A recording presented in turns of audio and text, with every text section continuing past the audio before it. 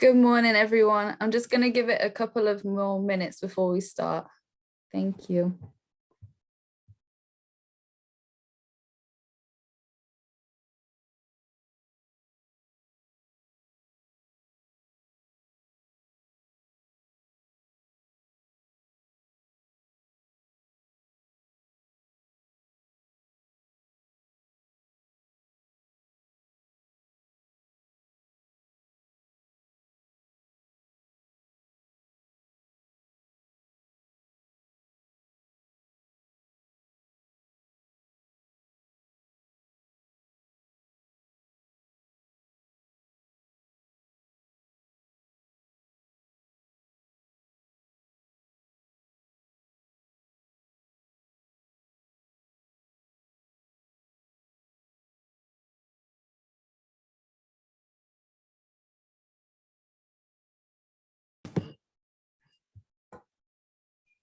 We'll get going now. So welcome everyone. Welcome to the Sustainability Centre launch webinar here at West Suffolk College.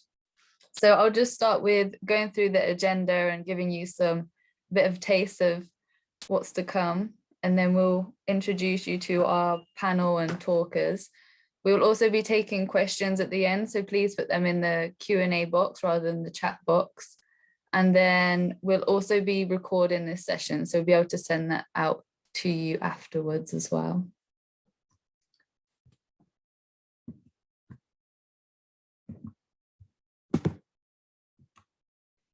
So I'm Chloe Ennis, and I'm responsible for the external side of the Sustainability Centre. And I'm also responsible for the business programme, but I'll tell you a little bit more about that later. So just for the agenda for today, so we'll start with Andrew Wheeler. So he'll talk about the European social funds and how that's important for sustainability and basically how this programme got funded. We'll then go on to myself and I'll introduce the Sustainability Centre and the business programme. I'll then introduce Dora Martinez Carbonell to introduce their role internally at the college at the Sustainability Centre and teaching the IEMA course. I'll then introduce you to Richard Carter, again from the college. They'll introduce themselves and what they do in IEMA. We'll skip William. He is actually going to come a bit later, so this is slightly changed. But he'll be talking about Warren Services and the engagement with the college, the IEMA course, and their journey in sustainable development. We'll then have David Walton to introduce themselves, the council's work in climate action. We'll have Ned Harrison to share what the B Anglia Fund is and the opportunity for grants for businesses. We'll have Rachel Fulcher to talk on biodiversity net gain and what you can do as a business. We then were supposed to have Nicole Coco-Wana to talk on practices of Indigenous people and how they're so important in this topic. Unfortunately, she wasn't able to make it today because of the COP26. She is going to be sending me her recording later this week so I can send it out to you all. We'll then have Bettina Hobson. Oh, sorry about that. Bettina Hobson to talk on the sustainability is different in the desert and environmental justice.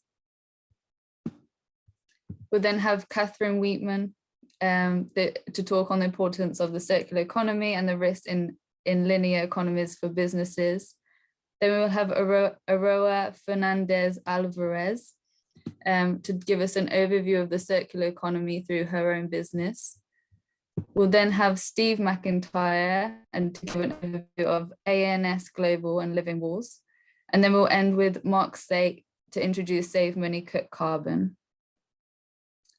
So just to give a little bit of content for today and little facts about me, and I'll tell you the relevance later. So I actually started my journey in fashion, and through my BA in fashion, I became more curious of the supply chain, the destruction it might cause, ethical design, the amount we consume, fast fashion, which then brought me into this sector. So I went on to do placements with women's textiles and NGOs in India, an air quality project, working with startup companies, looking at reusables, producing a jewelry range from reused materials, looking at the circular supply chain, and then trying to educate consumers on sustainable essentials.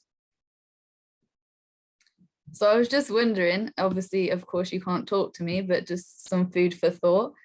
How many of you have purchased a new t-shirt for less than £5 or something similar? And it's usually just with a click of a button, usually next day delivery.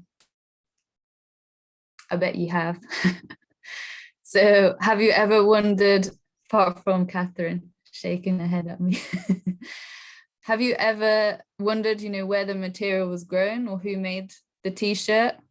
And no, we cannot grow a t-shirt on a tree, and that probably wouldn't be very good anyway. But I just wanted to show you the breakdown costs of a t-shirt. This is just one example of a £29 t-shirt. It's maybe more expensive than normal, but you can still see, how small a worker is paid. And this doesn't even include if it was a cotton t-shirt, how much is the cotton farmer being paid, what segment they're being paid. And it's just to kind of give you some insight that it's also about climate justice, not just the impact on the environment, but also resources. We have finite resources and we're only paying this cost for something that goes through so many processes, such a long journey through so many people. So it's just some food for thought. And as I was saying, climate action, climate justice, and social justice are one and the same thing. They all impact each other. If we damage the environment, it affects people's homes, it affects people's livelihoods. And just for an example, 2.3 billion people already live in water-stressed countries. This is an essential that we need. We need water, we need fresh water to live. We need it for our food. We need it to grow, to have clothes as well. All the processes usually include water. And just to think about where we are now, already in East Anglia, we're unable to meet the need for our water supply chain. So it's not just over there. So being more sustainable or only ticking boxes was never enough, and is not enough. We must adopt sustainability in everything we do. We need a system change. So that's the importance of today. So forgive me if you already know this, but I would like to share in case you don't. So what is sustainability and is it enough? So sustainability is meeting the needs of the present generation without compromising the future generations. And again, I know you can't talk to me, but do you think that's enough based on what's been happening or information you might know at the minute, or just on what I've gone through on the t-shirt? I would say no. We need a regenerative world, and we need you. So regeneration means to regenerate, to regrow, or be renewed or restored, especially after being damaged or lost. So we've damaged so many things, whether it be the system, the way people are paid, the way people are treated, environment, the land, the oceans, and we need to regenerate that as well as be sustainable. So that's looking at circular supply chains, that's looking at a regenerative growing. And most importantly, so businesses that are here and academics that are here, young people need you. We need to embed this into the curriculum. We need to embed this into businesses. Because, there's impacts on the environment. As I've said, there's climate change, climate and social injustice. People most impacted, cause the least amount of damage, and we need to do them. We need to hear them as well and bring them into the conversation. We'll have degraded soils, and they're just a few things. And this means, we'll have no resources. There'll be even more refugees, hunger, inequalities. There will be no job opportunity or business. So that's why. So I would now like to introduce Andrew Wheeler. Andrew.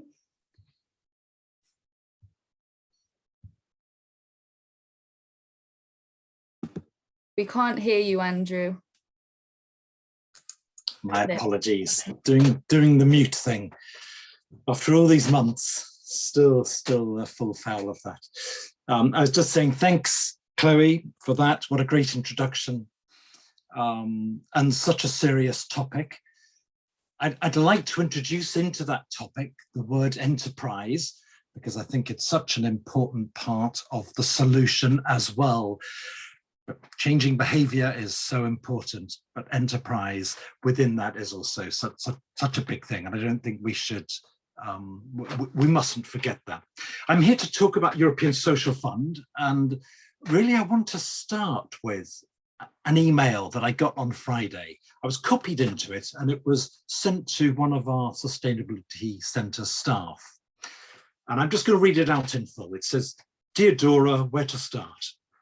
I've been so inspired during and after our sessions, as not only have you brought information to light in a very real and engaging way, your enthusiasm and passion is contagious. I feel somewhat upset that our sessions are over, as they've been incredibly enjoyable. However, I'm confident that I'm better equipped to move forward and share the knowledge I have gained with not only my students, but with my colleagues." So this is from a member of staff. I should have explained that at the beginning. "In terms of delivery, you have made every session informative and packed full of relevant information, which has already inspired me to make some subtle changes to my own habits. I've also observed and learned alternative ways to teach and share information in a constructive way to empower others. I cannot wait to embed sustainability into my lessons to hopefully inspire students to also make some changes, no matter how small they might seem. To be completely honest, I'm struggling to write this email and put into words how much I've appreciated these sessions. All staff across the college should be given the tools you have given me to share with our young people. I'm looking forward to working with you and continue my learning with you. And I've moved from being, it's okay, someone else will make the changes, to I will be involved to making the changes. With kind regards, Paula." And I just thought that really sets the scene for the European Social Fund and why we're involved in this at all. European Union, European Social Fund is all about developing people and supporting skills, building up skills in the community, in the economy, among SMEs, and so on. Why sustainability? It's actually a really important part of the European Social Fund. It is a cross-cutting theme, and we are obliged in our ESF contracts to look at sustainability in everything we do. So whatever we're delivering, whether it's a small qualification or a big skills initiative, it must have sustainability at the heart of it, and they insist on us reporting on that.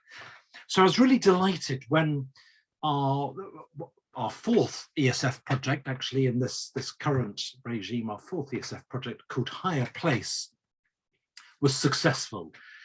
And it just offered the opportunity for us to set up a sustainability centre where we could properly resource it, involve experts like Richard and Chloe and Dora, and really get to grips with what sustainability is about and how we can embed it in our projects. And I think that's exactly what this seminar is about today. I'm delighted to be involved. I know that we are, and I think Chloe has already referred to things like the IEMA courses. Of course, Chloe is developing an SME network as well. And the whole emphasis is on raising awareness. And I think the email that I started with perhaps demonstrates that more than any words I could come up with. So that's me. Look forward to the rest of the seminar. What a great time to be having it during COP26. This is kind of COP26 goes local. It's lovely. Back to you, Chloe. Thank you very much, Andrew. So now I'm just going to give you some background on the Sustainability Centre.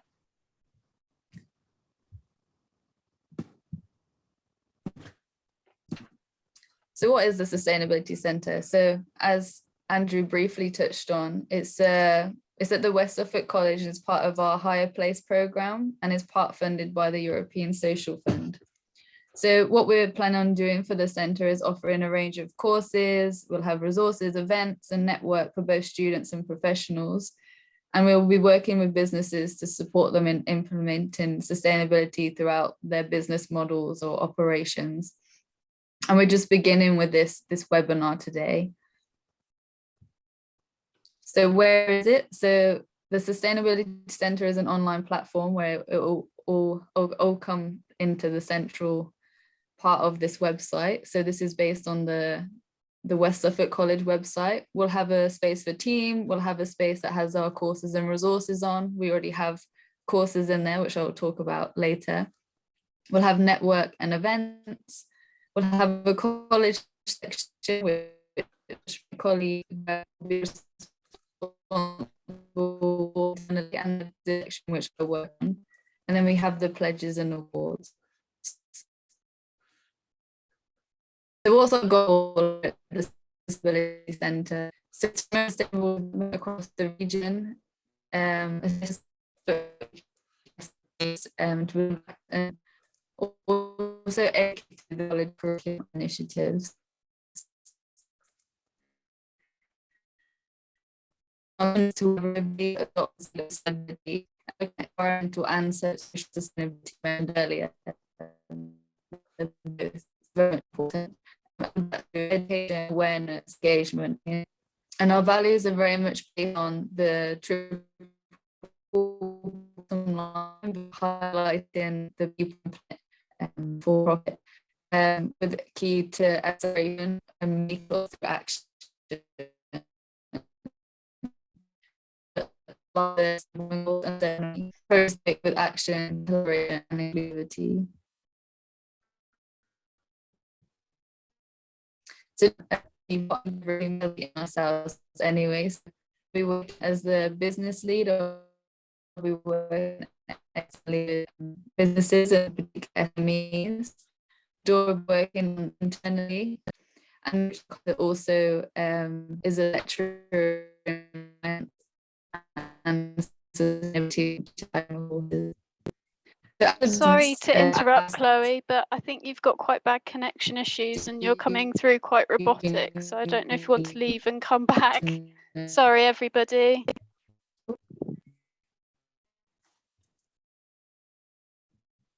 That seems like a good idea. Perhaps we would go on to Dora for the moment. And yeah, then, I was going to Chloe, say you can come back in. Sorry about that, everyone.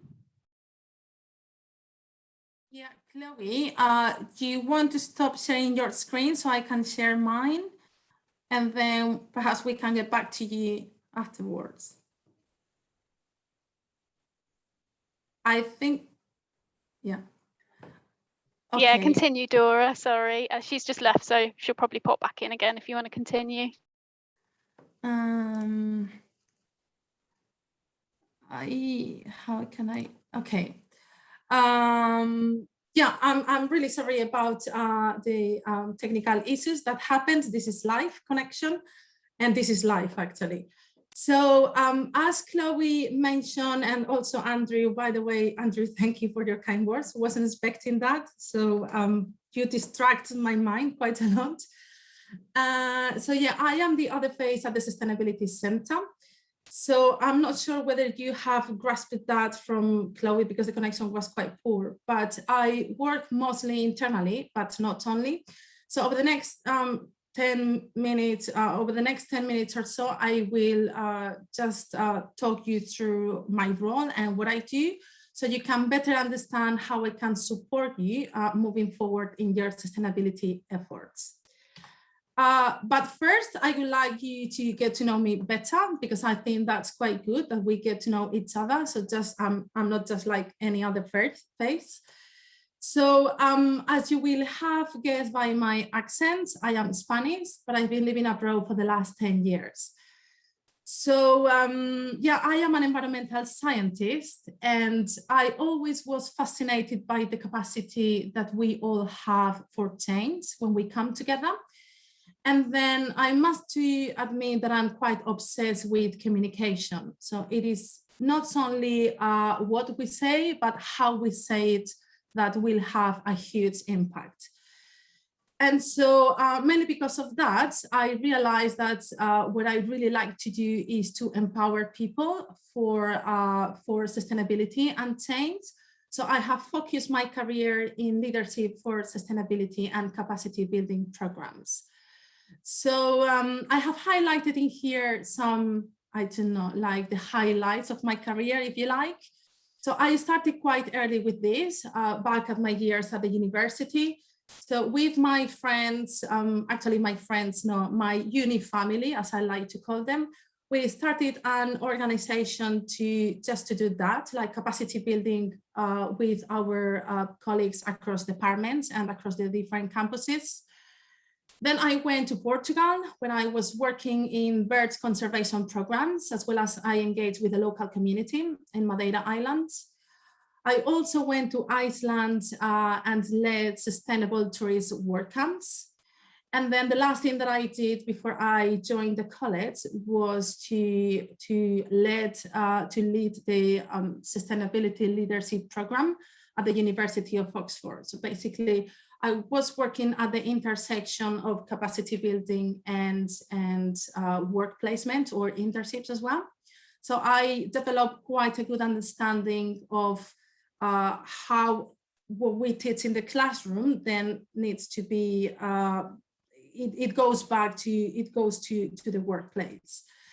Now, my areas of interest, as you can see here, they not only include leadership development and sustainable development goals embedding, but I'm also quite interested in climate and social justice and bottom-up and cross-cutting sustainability strategies, because actually sustainability is not or shouldn't be a standalone department.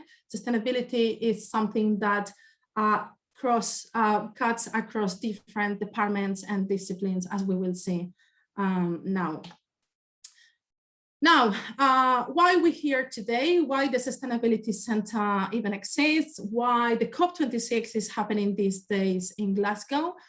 So basically, because the climate and ecological crisis is really affecting our businesses. The climate crisis is indeed disrupting our economies, as we can see here in the slide. So we see that climate action failure, biodiversity loss, extreme weather events, human environmental damage, all of them, of course, are related to the climate crisis. And every time more we, as societies and economies, we are feeling that impact. So it is time for us, well, it was time like 20, 30 years ago, but today it is time for us to start changing our mindsets and then go for a systemic change. And what I have done in here is like, you have some keywords when we speak about climate, about systemic change, but I have highlighted 3 of them: transformation, collaboration, and development of new mindsets. Because indeed, if we are to transform the wider system, and by the wider system, I don't only mean our businesses as such, we need to transform and completely change the way we live, the way we are, the way we operate, the way we do business in our planet. So we cannot just do like small changes here and there. So we keep going just the way we have been doing always. We need to transform everything inside out. For that, we must collaborate with one another. And this is something that over the last few days, we've been hearing quite a lot in the different COP26 discussions. Collaboration is key.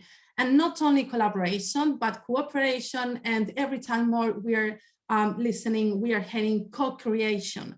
We need to co-create programs and co-create businesses, bringing all the different voices on board. We need to speak to all the different stakeholders, both upstream and downstream of the business. And then, of course, in order for us to do that, we need first to develop a new mindset. We need to start looking at things from different lenses, from the sustainability lenses, because that's the very first step, changing our mindsets. And we know that very well at the Sustainability Center. So Chloe and I work sort of in parallel with each other, but we also feed each other quite a lot, everything that we do. So because we know that, and we understand that we must bridge the gap between what we teach our students in the classrooms to what actually businesses like you need moving forward in sustainability, then we work in parallel educating the students who are the next generation of customers, employees, and CEOs. And let's face it, the students that we have in the classrooms today are the ones expected to carry on to do that transition to a net zero economy by 2050. And 2050 is not even 30 years away now. And we need to deliver and to teach fit for purpose programs, because otherwise, what's the point? And then the other thing that we do is supporting local businesses in the transition to that sustainable and ethical transformation practices and operations. So Chloe didn't have the chance to explain a little bit more about what she does at the Sustainability Center because of the connection issues, but I'm hoping that she will be back in a few minutes. So I'm going to talk you through my role at the college and at the Sustainability Center, so you can better understand how I can best support you. So as I said at the beginning, I work both internally and also externally. Internally, my focus is, of course, capacity building. So I work with not only with the students, but also and mainly with teachers and lecturers across the different departments, because that way, we ensure that we embed sustainable development goals into the programs, into the curriculum that we teach. How we do that, or how I do that? Well, working with teachers, I upskill them again for fit for purpose programs. That's the email that Andrew very kindly read to you all was the feedback from one of our lecturers, Paula Gardiner. So I've been working with her over the last 4 weeks. So basically, she's now in a really good place to deliver also sustainability to the students and to embed sustainability and the SDGs into everything that she does. And so that's the whole point in the end. Then I also deliver myself workshops with the students, both in further education and also higher education. And then something that is in the pipeline is this Green Student Society and also the Sustainability Awards that Chloe will probably talk more about later. Now, this college bit, just as a heads up, because I know that we have quite a few people in the room today from the college. So over the next couple of weeks, or anyway, before the end of the month, I want to host not a webinar like this one, but a 45-minute session with lecturers across departments, just to talk you through all the different elements and all the different possibilities for you to get involved in sustainability and see how I can best support you. But that's just, that will happen any other time. Now, externally, the other thing that I do is that I teach 2 of the 3 IEMA courses that we offer at the college. So over the next couple of minutes, I'm going to talk to you about it. So yeah, we have 3 courses, one that is 1 day, the other one that is 2 days, and then a 5-day course. The one that is 1 day is environmental sustainability skills for the workforce. And then the one that is 2 days is skills for managers. By the way, IEMA is the Institute for Environmental Management and Assessment. And there's quite a big name, or actually the biggest name when it comes to sustainability practitioners. So this is just the content for the courses, just for you to have it there. You will probably get my slides as well, so you will have that information in there. So the skills for the workforce is the one that I have highlighted in yellow. So that's the 4 chapters of the 4 units that we go through in just 1 day. So we talk about risk and opportunities from environmental sustainability. So we look at how we can transform those risks into business opportunities. And we look at some tools such as carbon footprinting and environmental management systems and a life cycle assessment and so on and so forth. And chapter number 2 is all about law and compliance, because sustainability is not the good thing to do anymore, or just the good thing to do anymore. Sustainability is now a business need and also something that we must comply with. Then we move into some of the key sustainability issues or environmental sustainability issues, such as biodiversity laws, climate change, extreme weather events, and so on and so forth. And then in the last chapter, we put all that knowledge into practice. And then the course for managers, the first day is exactly the same as like for the workforce. And then on the second day, we add the relevant elements for you to actually ensure that your team is on board. So we talk about the drivers and barriers for change, because we cannot forget that that change involves, or change management involves, transitioning people from A to B. So we will talk about the different elements for that. We also talk about how to better use data and what data to use for your business case for sustainability. Then we also talk. Dora, sorry, just one more minute, if that's okay, please, because we do. Yeah. Okay. Thank you. Cool. Yeah. So we talk about how to embed sustainability across the value chain. We talk about resource efficiency, and then the last chapter is about how or what role employees have to play when it comes to sustainability. So in here, you have the next available dates for the courses. So next course will run in January, in the new year. So I do encourage you to send us an email and enroll into one of these courses, because it will be really useful for you moving forward in your sustainability efforts. And then I always like to finish all the IEMA courses that I deliver with these thoughts, because I mean, I had Philip Joubert is the founder and CEO of Earth on Board, which is an organization that helps big corporations to embed sustainability into the business models. And I had the chance to work with him a couple of times earlier in the year. And he always starts his meetings or his advisory meetings with this bold statement: business as usual is dead. I mean, we really need to change our system, because our current system doesn't work for the planet and it doesn't work for the people. So we really have no choice. And I really hope that you join me and the Sustainability Center in that journey. So thank you very much. Thank you, Dora. Just to check, can you hear me all okay now?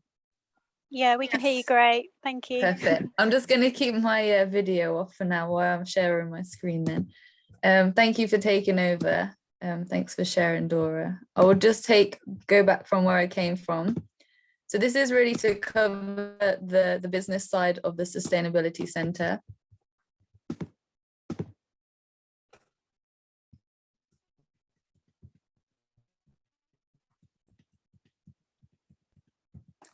So just what you need to know. So the business program, so it's a free program for businesses to join, where you'll have access to all the courses, resources, events, webinars. And if you're an SME based in Suffolk or Norfolk, you'd also get additional one-to-one support in adopting sustainability.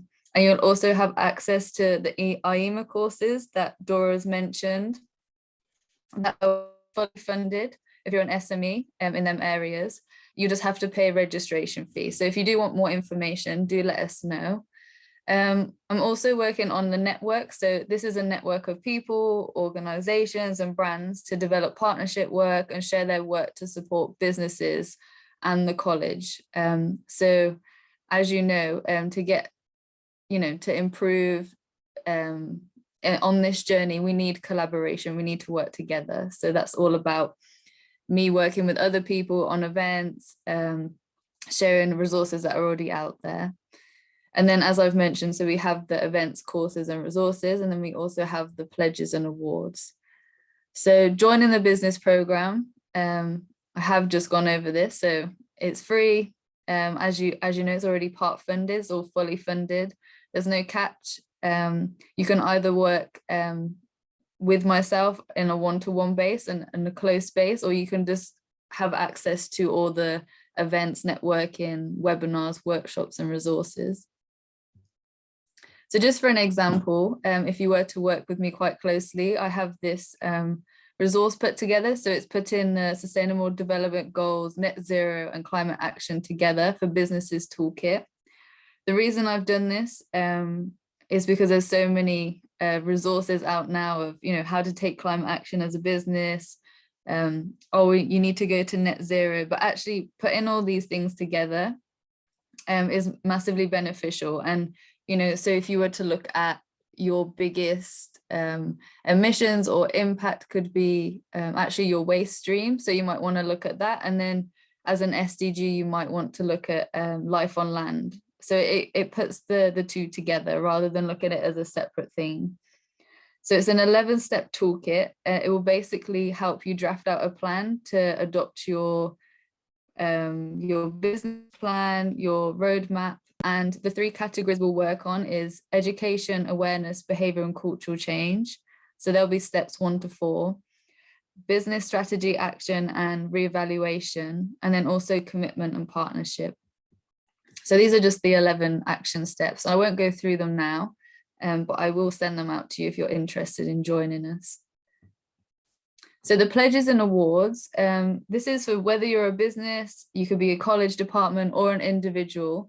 You can make a pledge here and aim to adopt sustainability to your work, your personal life, your business, or even studies if you're a student. And for each category, we have different pledges. So the first 2 are based on the Sustainable Development Goals and the United Nations commitment to be net zero by 2050, but we actually want to aim for 2030. And then we have 2 customized goals, and one of them is around environmental impact and the other one is around social impact. And I will work with you to, I guess, come up with these pledges based on the plan we will go through. And to keep you accountable, we'll have awards at the end of the year. And these will be SME's overall business, and they will be based on the pledges. So we'll also have SME Green Champion. Again, through the work booklet, we will look at finding green champions within your workspace. We'll also have a network champion and also a nominated business and from East Anglia, nominated by the college and the network. And this will also be different pledges for the college department. So upcoming events, we've had one postponed, which was the breakfast launch networking event. So we'll be looking to do that in spring next year. We also have a series of webinars and workshops coming up. So that will be the first 3 that we'll be looking at is climate justice, and then air quality and travel, and then thirdly, the circular economy and regeneration. So I will send them out to you. So if you're a small to medium business or based in East Anglia, specifically from Suffolk or Norfolk, that needs some support in understanding what climate change is and how your business plays a role, or if you just need help in how to implement sustainable development or behavioral change in the workplace, or again, if it's in the college, we will look at Dora. We'd also like you to be a part of the network. So if you're a business who thinks that they can share your knowledge, we want to hear from you. So you can sign up here. So I don't know if you want to screenshot, and we'll also put it in the chat box for my email, but you can sign up here for free if you're a business to register. Let's leave that for a second.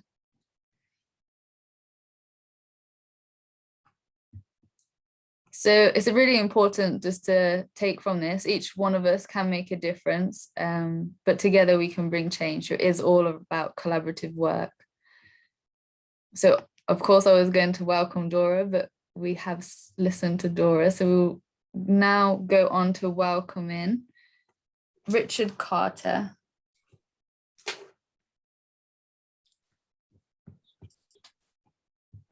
Morning, everybody. I'm just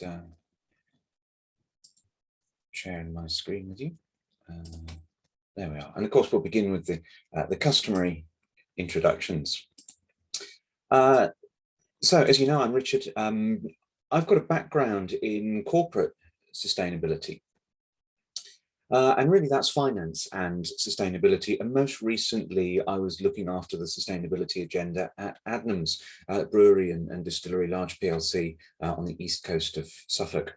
A couple of years ago, I joined West Suffolk College, and I teach here now finance and sustainability. And I'm also a non-executive director at IEMA. So we'll talk a little bit more about that in a moment. Ordinarily, I'd ask you to introduce yourselves as well. We can't really do that this morning, but of course you're here because you recognise how important sustainability and regeneration is. You understand the seriousness of the crises that we're in, and you understand that businesses need to get involved. But perhaps, maybe you're not entirely clear on how to do that. So you've probably heard of IEMA already. You've definitely heard of West Suffolk College because you're here. So what I want to talk about over the next few minutes really is a little bit more about who are IEMA, and then a little bit more about what we can offer you at West Suffolk College and via our training. So it's very much a game of two halves here. So who are IEMA? Well, Dora mentioned this is the Institute of Environmental Management and Assessment. It's the global professional body for anybody working in sustainability, much as the Royal Institute of Chartered Surveyors, RICS, looks after their surveyors, ICAW looks after chartered accountants, and so on and so forth. It's very, very rapidly growing. We're seeing the fastest growing membership that I've ever seen, and we're well above 18,000 members worldwide now. A lot of that is because during the pandemic, people have really started to spot the importance of nature. They've been beginning to make the connection between nature, natural systems, the world's natural cycles, and business and our livelihoods. One of the reasons we've got so many members is that IEMA really does provide everything that you might need as the sustainability manager in the organisation. So that might be events and networking opportunities. It definitely helps you to keep up to date with all of the various issues and the developments in this space. So that might be through webinars, it might be through more formal training or in-person events. What I found really helpful was the news bulletins that we had, particularly via the magazine. So this could be what's going on elsewhere in the world, what are other businesses doing, what are the collaboration opportunities, but particularly what are the legal updates, what changes are coming down the tracks and who did they affect. I found that hugely useful when I was looking after this at Adnams. And of course, IEMA worked very closely with policymakers, such as the UK government. Sarah and Martin are at COP this week and so on and so forth. So as Dora said, it really is the leading organisation for anybody working in this space. We're seeing the membership increase. We know that businesses are responding to the crises that we all really understand. Evidence for that is the growth in number of corporate memberships. That's one of the fastest growing areas of membership in IEMA. However, we do know that businesses are struggling to know exactly what to do. So, for example, more than half of businesses are finding it difficult to recruit people with sufficient expertise. And there's remarkably low confidence amongst businesses about how they're going to be able to compete in this evolving economy. So IEMA helps to address that. It is a clear source of collaboration, of knowledge, of networking. And they also recognise that sustainability management can be a fairly lonely sort of career. There are very often not too many sustainability or environmental managers in an organisation. And having access to other professionals, being able to talk through various issues and concerns is enormously helpful. So IEMA provides that. It offers qualifications and learning material, and because it is the global professional body, all of that material is credible, it's balanced, it's been validated. So this isn't just something that's appeared overnight because somebody's got an interest in it. This really is legitimate material. Now, there are many, many courses that IEMA offer. Some are bespoke and some are off the shelf, and Dora's introduced those. So here they are at the college. We offer an environmental awareness course for the workforce. That's our one-day course. A course for managers, that's the two-day course, or the full 5-day foundation certificate in environmental management. And I've just outlined a little bit about what they are on the screen. Dora's already explained some of the content. All of these courses really cover the basics of environmental sustainability and the interaction with some of the social issues that Chloe alluded to. And of course, as you spend longer, as you do the longer course, we get into further depth.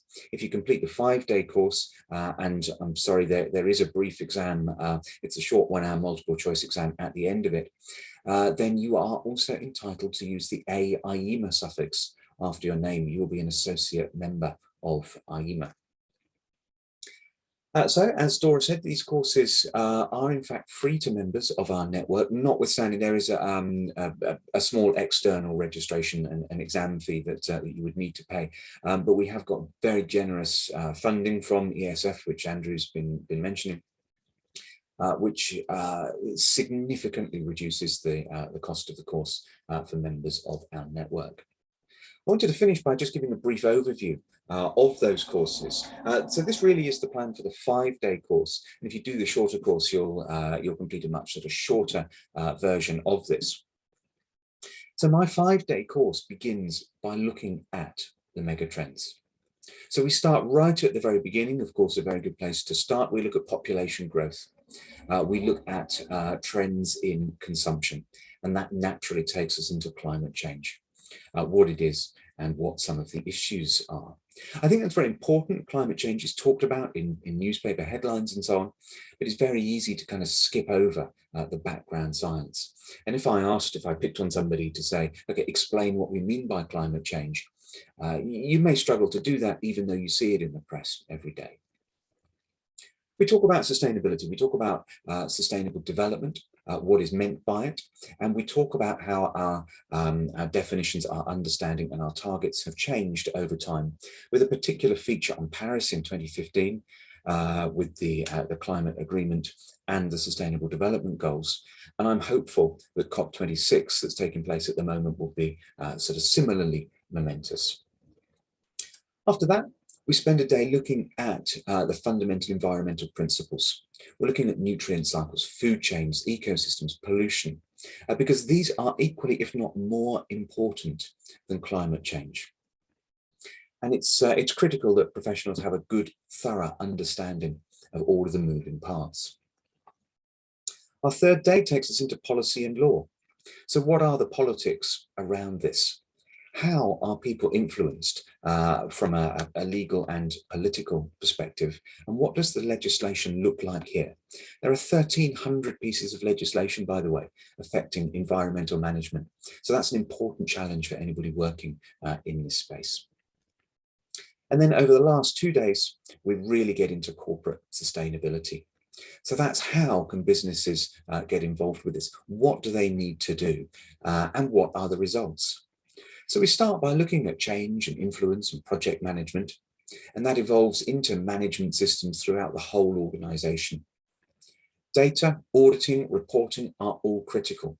We know there are legal obligations on companies to do that now. And interestingly, that takes us into the business case. Why is it so commercially critical for businesses to understand this material and respond to it? And as I mentioned, that takes us to a 1-hour multiple choice exam. It is very, very doable, very, very high success rate. And of course, you will be fully briefed to reach that. You can sit that exam at home with a mug of coffee, so very, very achievable. That qualifies you as an associate of IEMA and provides the first year's membership, so access to all of those resources that I mentioned.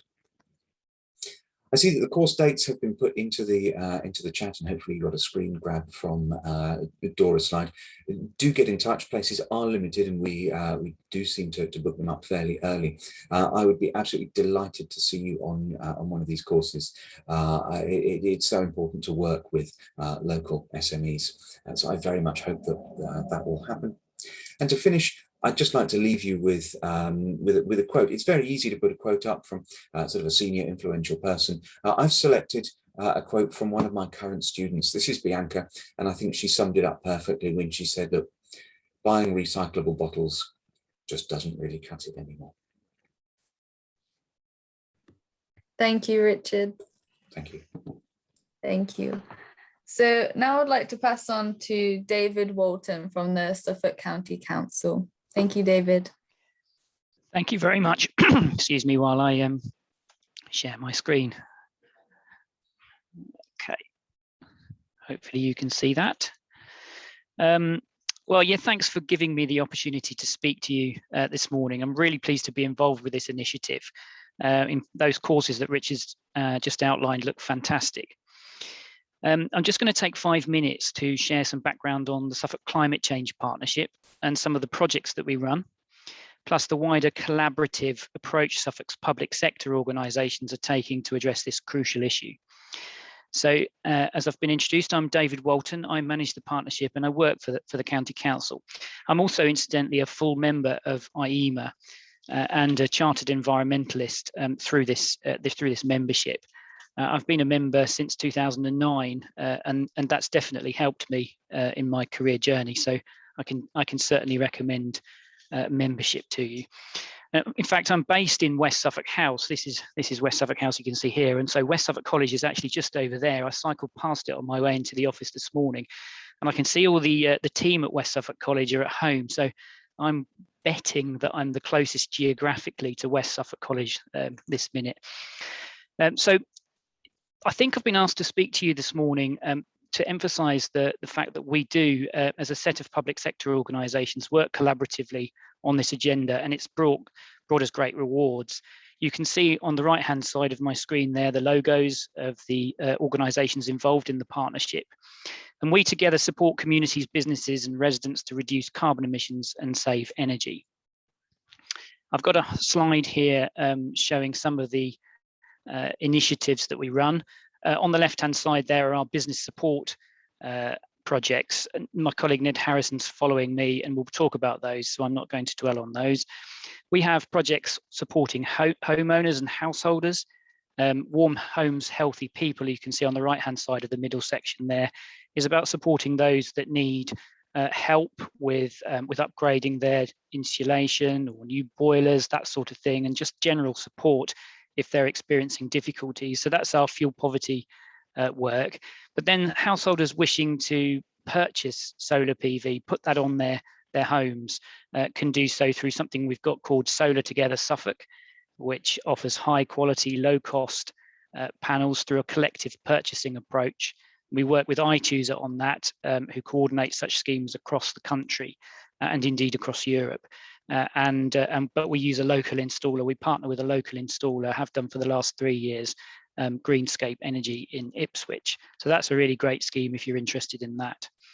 There's a logo there for Plug-in Suffolk. This is an opportunity for businesses and community organisations to host charge points installed by EO Charging from Stowmarket. The idea of this is it's an open access network. There's no need to join a club.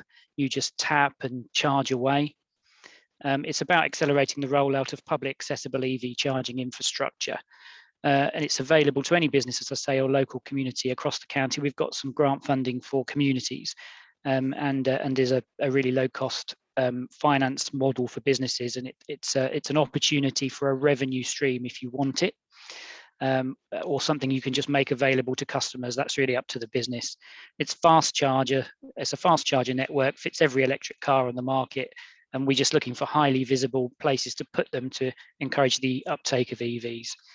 We have a partnership with Groundwork East, offering community advice and support, both to communities and to those managers of community facilities. And we supported lots of community facility management committees with access to grant funding and specialist advice to help increase the resilience of those vital community facilities.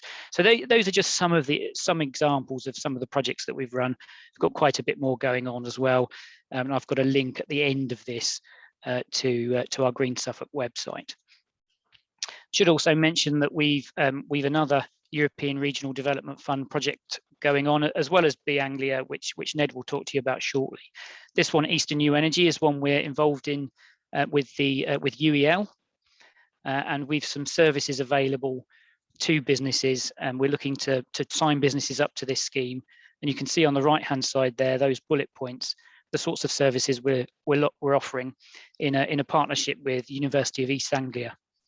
There you go. That's the Eastern New Energy project. Take a look if you think that's of interest.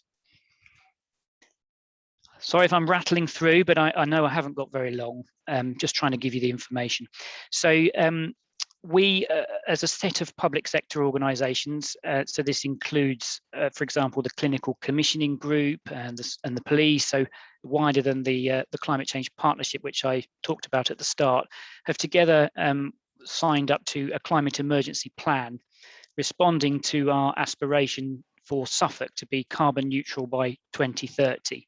We know that we don't have our hands on all the levers to achieve that. Clearly, it's a very ambitious target for a whole county to be carbon neutral 20 years ahead of the UK government target. But it is something that we are very keen to work towards in partnership with businesses, communities, residents across the county.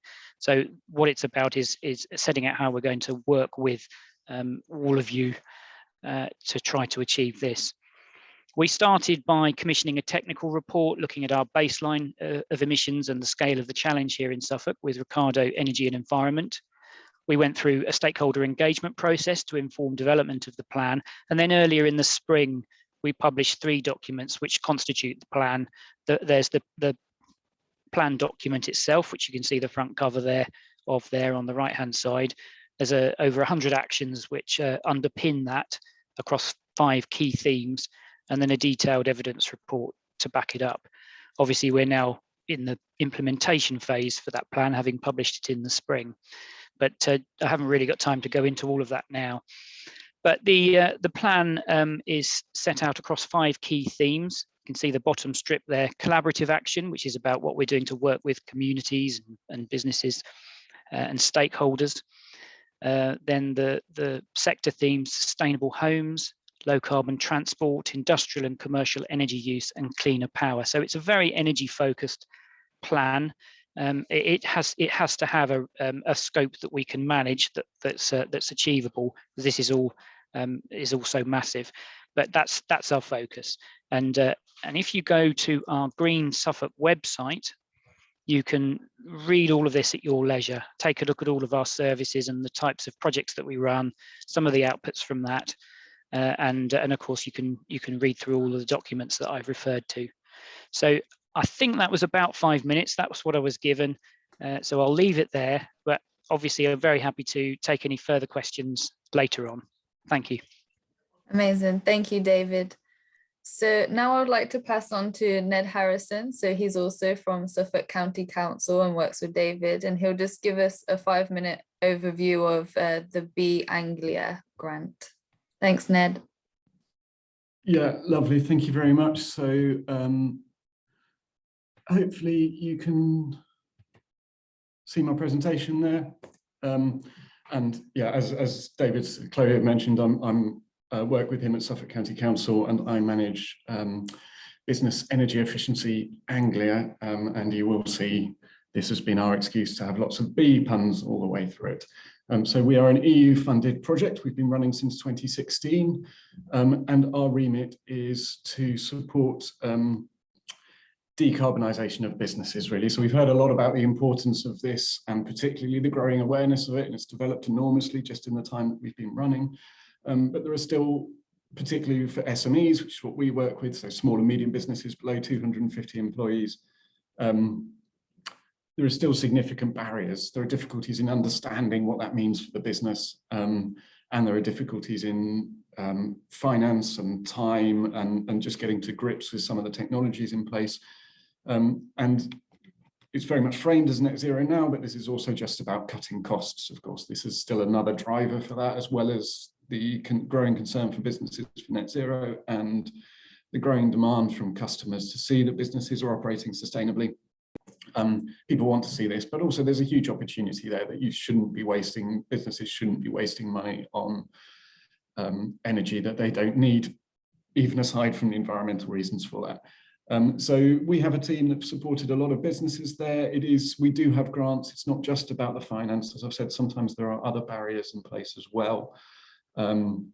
So we've spoken to a lot of businesses about understanding what their impacts are, and helping them to identify what the best steps are for them to take. So in the world pre-pandemic, we did an awful lot of on-site visits and going around and looking at them.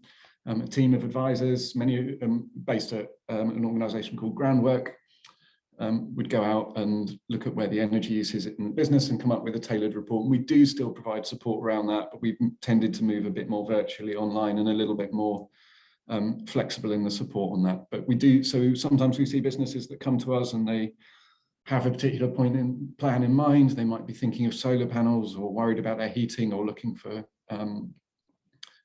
support to move to an electric fleet or something. But sometimes they also come to us and they just want to go greener and they're not quite sure where that is, and we can support in either case.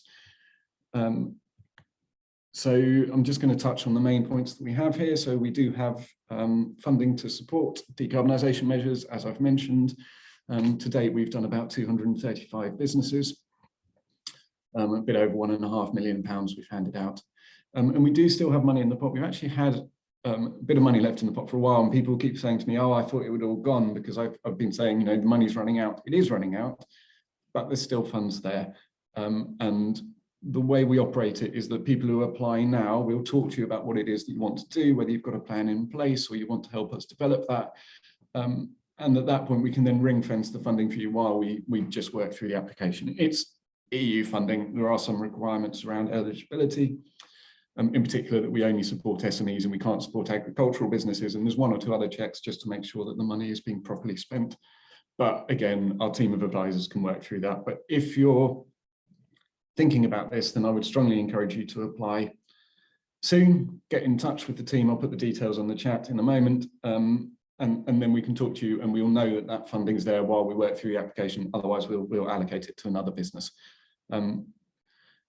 Yeah, so we've done that. We've supported a lot of businesses, different things. There's a couple of the ones we can see there. You can see my colleague Peter there with with our councillor and some representatives with Denny Ross standing on their roof in Bury with the solar panels that we helped fund. And then Goodwin Marine, where we looked at their lighting and heating. And we often use this as an opportunity for publicity for the business as well. Which touches on the final element that we support, which is the carbon charter, so sustainability accreditation. I will again put the details in the chat because I have very little time here, but this is just a way of helping to recognise that businesses are working towards being sustainable, working towards net zero targets. We've actually done 600 odd businesses, but 130 something supported through Be Anglia. That I'll highlight the grants. We do have grants. So this is the one that the time is really running out on. So I just wanted to highlight that again. So we'll cover up to 40% of costs, up to £20,000. Pretty much we support anything that will cut your carbon footprint. There's a selection of some of the technologies we've supported listed on the slide there, but it's not exclusive. Anything that you want to come to us with, we will consider. Little bit of blowing our own horn here at the end, just that we've generally had very good feedback. Businesses tend to like working with us. I think we try to make it relatively easy, and hopefully we can do that for the remaining businesses that we need to work with. I will stick the details in the chat. I'll leave them on the end there, and I should just give a little shout out to the fact that I work at Suffolk County Council, but we work in partnership with Norfolk County Council as well, delivering this across the two counties, and Groundwork and Ennis. I think that's probably my time up. Thank you. Thank you very much, Ned. So next we would like to go with Rachel Fulcher. So she's from Coastal Friends of the Earth. And then after Rachel, we'll just have a quick 5-minute break. Rachel, I'll share your slides for you. You can just let me know when you want me to skip. Thank you very much, Chloe. That's great. We'll start at the beginning. Biodiversity net gain. So first of all, what is biodiversity? Well, I'm sure you all know what that is, but a very simple definition is a scientific measure of the variety of species, habitats and ecosystems across the planet. And without rich biodiversity, we humans cannot survive. And the next one. The loss of biodiversity has been absolutely catastrophic. It is declining very, very rapidly. Now 75% of global land surface has been altered by humans, leaving only about a quarter left for wild habitats and wild species. Within 5 years only, between 2010 and 15, 32 million hectares of forest was destroyed. And of course, together with all the dependent wild species, 85% of our wetlands globally have been lost due to drainage for agriculture and for development. Rates of extinction are hundreds of times faster within the last half century than in the last 10 million years. 1 million species now face extinction within the next few decades. Just a few examples here in the UK. At risk of extinction, we have turtle doves, red squirrels, natterjack toads, and of course our poor old hedgehogs. Their numbers have plummeted more than 50% in just 20 years. Biodiversity and climate are inseparable. Climate breakdown will accelerate the decline of nature. And here again, a very quick example. Things are becoming out of phase with each other. Blue-tipped chicks are now being hatched too late for the caterpillars that they depend on to thrive. Loss of biodiversity poses as much danger for life on Earth, including us humans, as climate change does. And the next one, thank you, Chloe. All of life is interconnected. Nature plays a critical role in providing food and feed, energy and medicines. For example, again, 70% of cancer treatments come from natural resources. We need healthy soil and seas and clean air to breathe and fresh water to drink, all provided free by nature. Humans are at the top of the food chain. By killing off species beneath us with our pesticides, our chainsaws and our concrete, we are systematically reducing our food supply and ultimately digging our own graves. The next slide is about land use change. This is the biggest driver of biodiversity loss. Change of land use. As already mentioned, we've converted much of our wildlife for either agriculture or development, leaving very, very little for nature. So the next slide is about biodiversity net gain. We simply have to halt the loss of biodiversity. This may seem odd, but could developers actually help in this way? In the past, governments have asked for no net loss of biodiversity in any development, but this simply hasn't worked. One of the main reasons is the poor success rate of habitat creation. So in the past, if a habitat has been lost due to development, then developers could get away with it by creating a new habitat elsewhere. But I think the reason for lack of success is poor monitoring or just stopping the monitoring altogether after a year or two, and completely inadequate ongoing management, both of which are absolutely crucial. So the government at last is looking at a new approach that leaves biodiversity in a better state than it was before. They're looking for an increase in natural habitat and ecological features over and above that being affected. They want to see restoration of ecological networks. I expect many of you have heard about the 25-year environment plan, which discusses this in more detail. In the new Environment Bill, which is still being debated, there will be a requirement for 10% biodiversity net gain in any new development. So we go on to the next slide, and this is about the mitigation hierarchy. So this hierarchy underpins biodiversity net gain. There are three main stages to this. They are avoidance, that's the first one, then mitigation, and finally compensation. So the first one, avoidance, this is really the most important. So it means avoiding loss of habitats and species.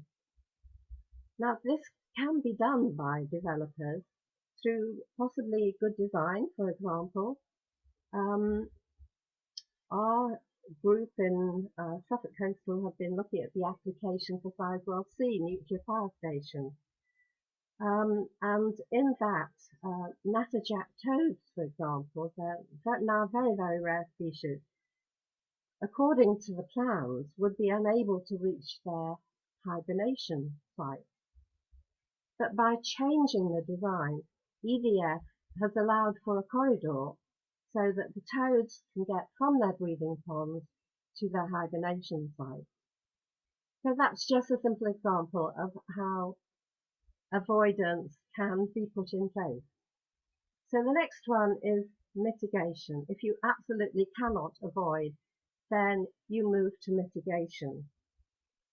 For example, if a tree has to be cut down, which has the potential for a bat roost, then the developers might find a good place to put up more bat boxes, for example.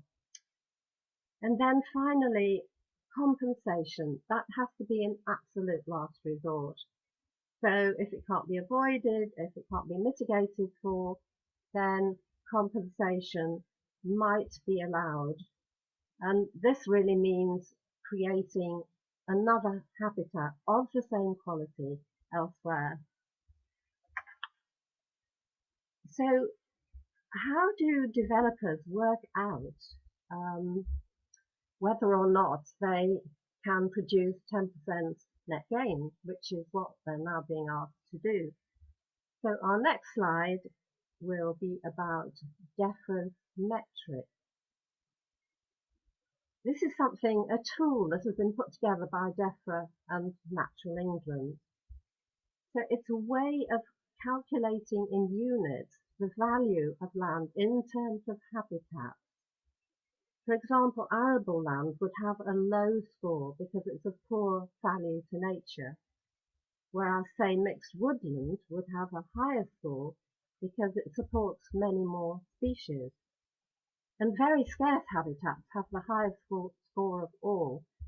For example, wet woodland, fen meadow, acid grassland are just some of the examples we have here still happily in Suffolk. In doing this, then the condition of each habitat must be assessed. Is it in good condition or not? That also affects the number of points it would get. Does it have ecological connectivity? Is there another similar habitat nearby which the species could move towards and between? Does it have strategic significance? Is it, for example, within an area of outstanding natural beauty? Or has it been designated as a county wildlife site? So that's about the areas of land, but there are also linear features such as hedges and ditches, and these are calculated according to length rather than area. So what the developer does, they will calculate the baseline scores. So what value does the land have now in terms of its habitat? And then how would it be when all the constructions are completed? And the difference between the two is the net gain. So any developer must now find a way of increasing that net gain by at least 10%. Well, how do they do that? A very simple example would be to plant hedges if there are no hedges on the land, because that would have a reasonably high score, because hedges, especially if they have mixed species of plants, they're very good for wildlife.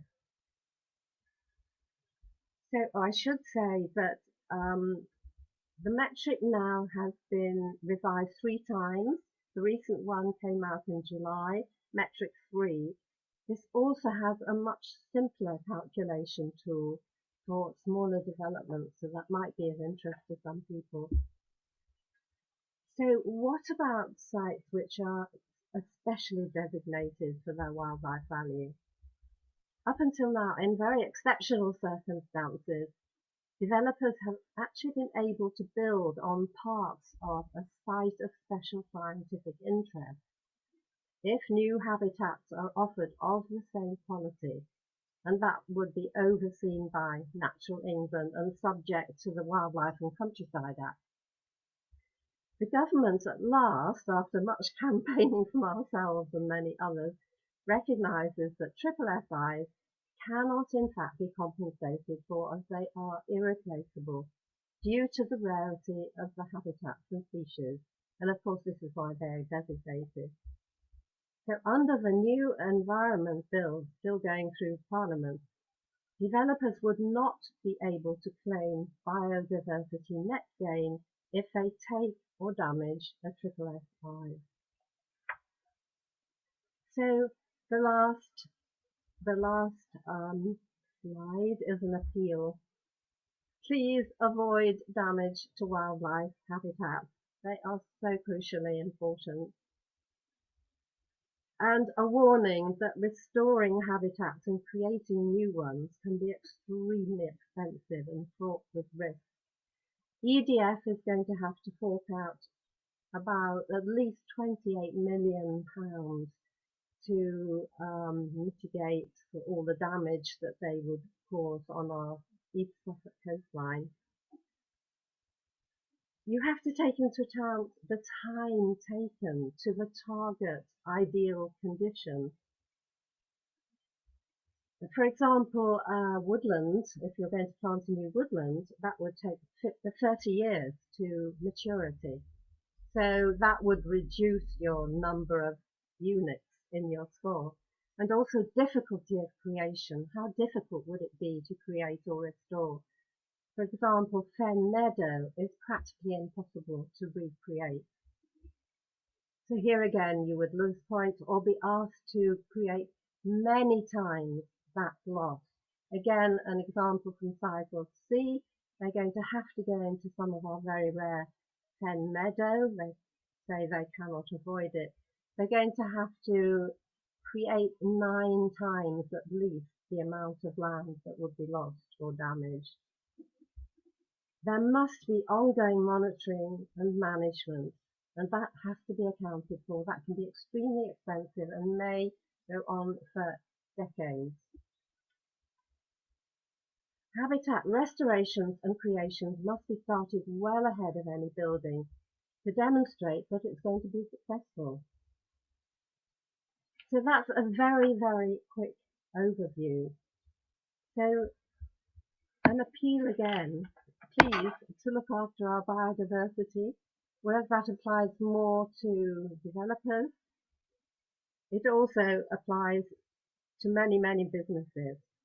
So let's allow nature to flourish.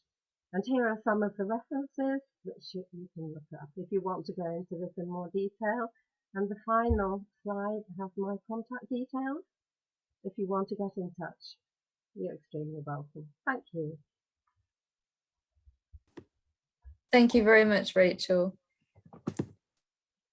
So now we would have had Nicole from the United Nations Frameworks Convention of Climate Change to talk on the importance of Indigenous action, community and voice in this topic. But unfortunately, she's not able to join us right now. So what I'll do is send her recording in the emails of the follow-up of the webinar. We will take a quick 5-minute break now. So if you want to look at coming back, I make it just past 20 past 12. So around 27 minutes past, if you want to take a quick toilet or drink break. Thank you.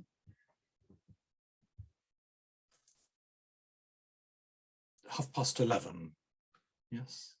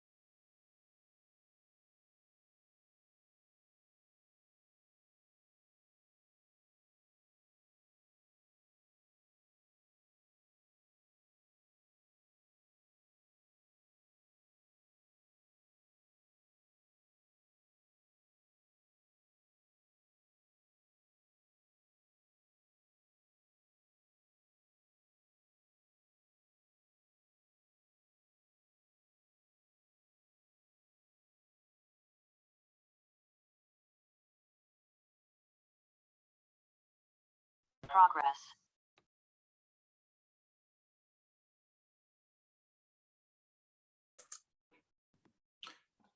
Hi, William. We're just having a quick break and we'll be back in a couple minutes.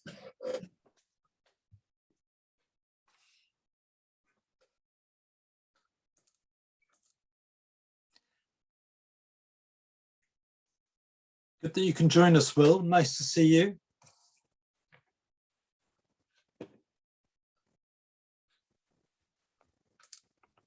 Yeah, sorry I was a bit late. I've just been presenting at the digital manufacturing event up in Liverpool. Oh wow, that sounds very exciting. Well, it's good to have you here because I think we need a bit of.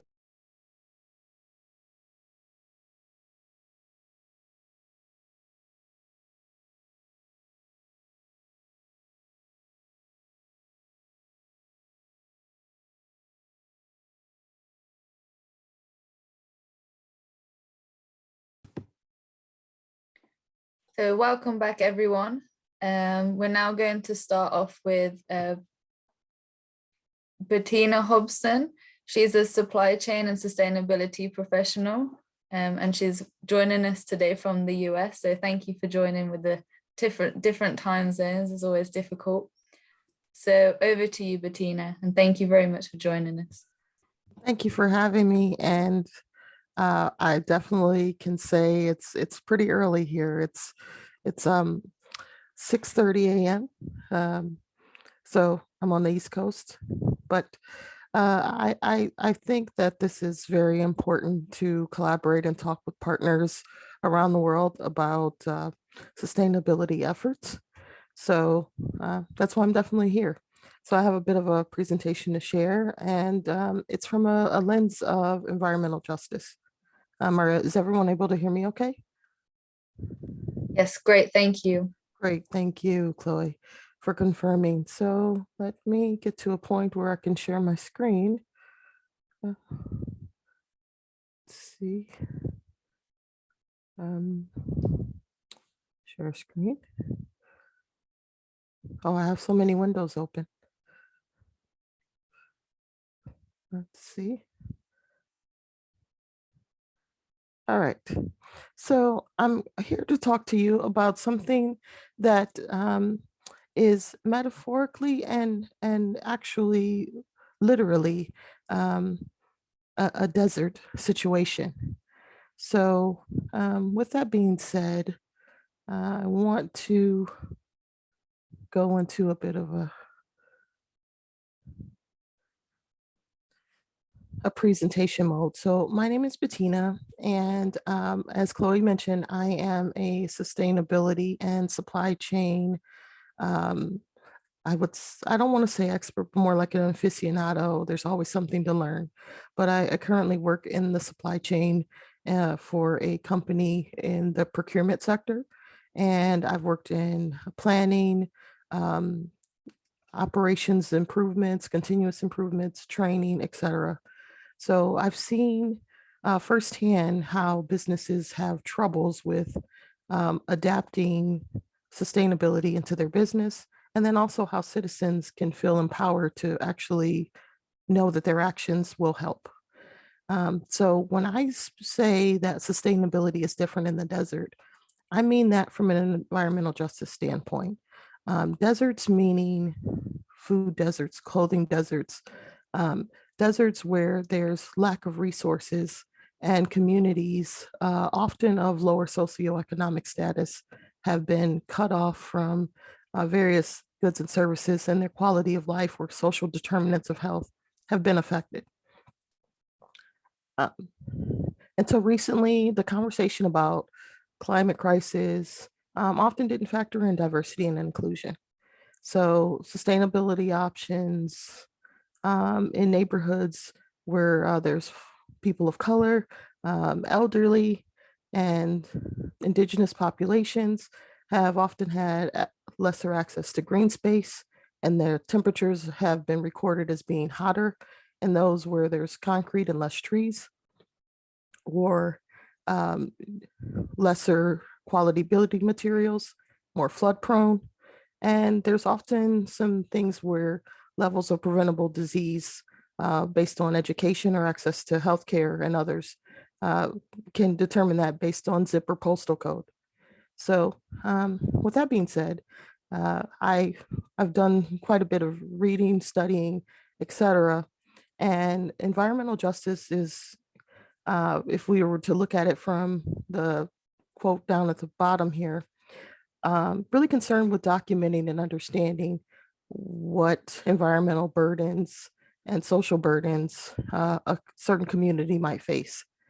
And I'll allow you to read that here, but I think that they really did a good job at the Yale Sustainability Center in capturing that concept and construct of environmental justice is something that we have to take into account when we're trying to address the climate crisis and what we can do to mitigate those risks. So I want to kind of explain where I'm coming from with the term desert. So the phrase food desert started to appear in the early 1990s. The term signifies an urban area in which it's difficult to buy affordable or good quality fresh food. This disproportionately impacts minority, frontier communities, and or elderly, as previously mentioned. That being said, clothing deserts kind of function the same way.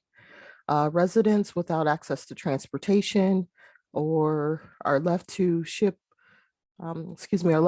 in low quality clothing shops, and their choices are not often sustainable offerings. Chloe mentioned this earlier about going to a shop or online and buying a t-shirt for £5. That's the same here, $5, $10 for a garment. It means that the person who made it didn't get paid very much for their time and efforts. And we have a compounding or feedback loop type of situation here.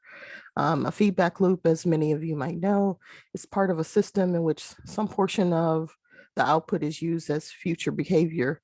And that feedback loop, coupled with ongoing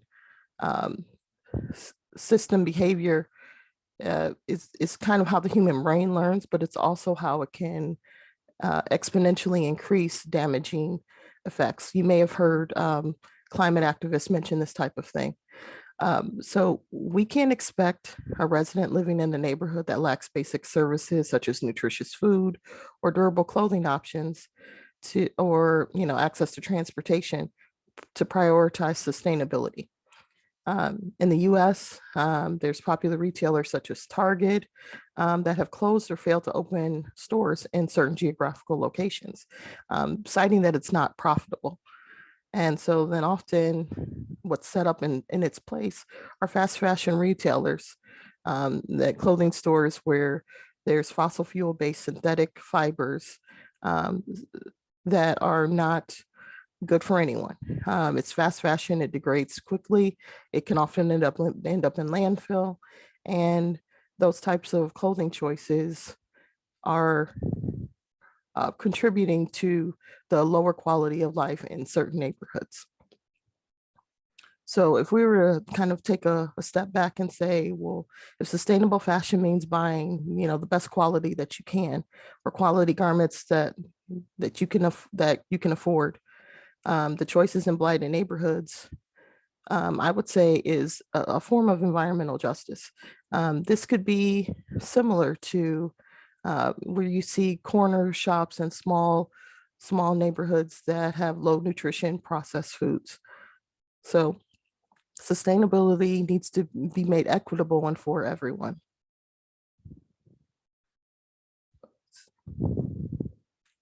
So this leads to a system of residents who are essentially breathing poor air quality, eating poorly and poorly nutritious processed food, and they're wearing toxic products when they're wearing clothes that are not made from organic fibers or things that are breathable, and the people who've made those garments have not been treated fairly.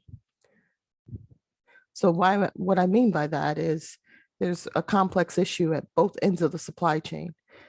We have labor rights infractions, the cheap and poorly made products that are fossil fuel based, polyester, faux leather, things like that. Not mushroom based, but something of the polyurethane type of product. And those poor quality unwanted items are then either pitched in the landfill, or they're donated to a charity shop, and they may end up in another part of the world. We may have seen in the news recently that in Chile, there's been a dumping of clothing for unwanted clothes in their desert. So not only do we have deserts where we have kind of an island of lack of resources, but we also have quite literally where the desert is being used as a landfill to collect these unwanted garments. It's also happening in Africa. There's a large market situation for resale items in Ghana. And if those items aren't sold at market, then they're dumped in the landfill. So those poor quality items, they're never resold, and there's not really a good way at scale to recycle garments or repurpose them. And so those are piling up. This is what I mean by the complex pressures at both ends of the supply chain. So from the person making it all the way to end of life, ending up in landfill, and in between the cheap clothing options that are doing nothing to help anyone. I think we've all heard various different data points, but 10% of carbon emissions from this fashion industry, consumption of energy is larger than the aviation industry, and a garbage truck of clothes are burnt every second. Those numbers can be debated, but we're seeing what happens when this is such a large scale global problem. So for me, I'm about what can we do? And we definitely want to embrace having hope and taking action and partnering with platforms such as this and knowing what this actually means. So learning about the impacts of environmental justice and how the bulk of toxic waste areas are often located in minority communities, and understanding what the United Nations Sustainable Development Goals are. There's been made mention of those before, but understanding what those goals are, such as, no poverty and collaboration. There's so many sustainable development goals that apply to environmental justice and helping people along in their particular station in life. Things such as contacting elected officials, having a Twitter storm, using social media. If you're more traditional, writing a letter, but just demanding equal access to housing, food, and clothing. You should not have to go to spend several hours on transit just to get to a place where you can buy clothing that would be deemed suitable for your family, or maybe have access to a repair station or rental or other sustainable fashion options that are not only on trend, but are things that people want, but they're not equally accessible to everyone. There's some articles here that I will be happy to share the slide talking about environmental justice. And my biggest point here in all of these talking points is to understand that having poor fashion choices is just as bad as having poor food choices and other issues when they're compounded with poor air quality and toxic waste dumps, poor water quality, etc. So things like starting a plant drive or composting in your area, arranging a clothing swap, these type of sustainable activities are great for your community, and it's something that an average citizen can participate in. And I just wanted to bring that attention and awareness to you, and I really thank everyone and the other presenters for their insightful information. Thank you, Bettina. Thank you for sharing such a very important topic in this area that we all need to look into a lot more than just the environmental side. So thank you very much. Thank you. So next, we would like to go to Catherine Wheatman, who is a circular coach and professional. She's author of a book, and she is a creator of the Rethink Global podcast. So welcome, Catherine. Thank you, Chloe. Yeah, actually, it's the Circular Economy podcast. Rethink Global's the company that I run. Hopefully you can see my opening slide. Yes, all good. Okay, great. So yeah, hello everyone, and thanks to Chloe for inviting me along today, and thanks to Bettina for that really insightful and hard-hitting presentation, and raises issues that were it's all too easy to forget about some of the injustices, some of which I'll touch on in a minute. So yeah, just struggling to get my slides to work. So I've been working on the circular economy for over 10 years, and over that time I've catalogued hundreds of innovations and startups. But despite lots of exciting developments and the increasing interest from big businesses, our major global challenges of climate change, the death of nature, and social inequality are reaching tipping points. We already know we're in the decisive decade. So today I'm going to highlight why continuing with business as usual is such a risky strategy for businesses, governments, and all of us. And then I'll outline what the circular economy is and why we need to focus on 3 essential strategies.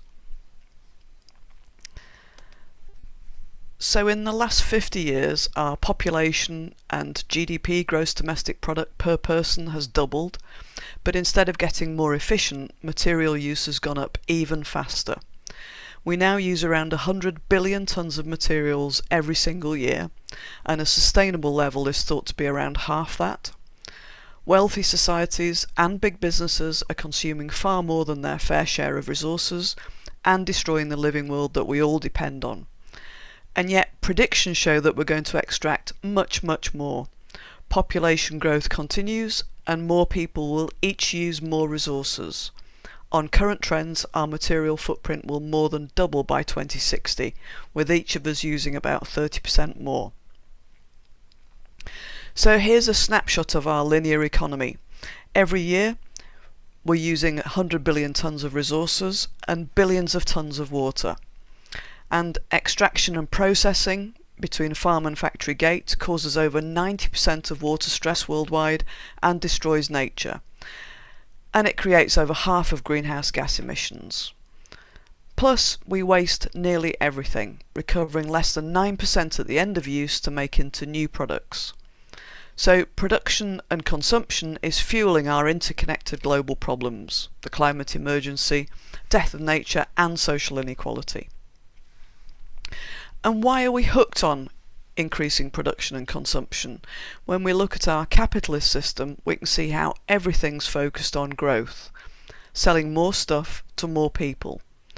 But planned obsolescence, preventing repairs, ever faster fashion, ever faster everything is a system built on exploitation, exploiting people, resources and nature.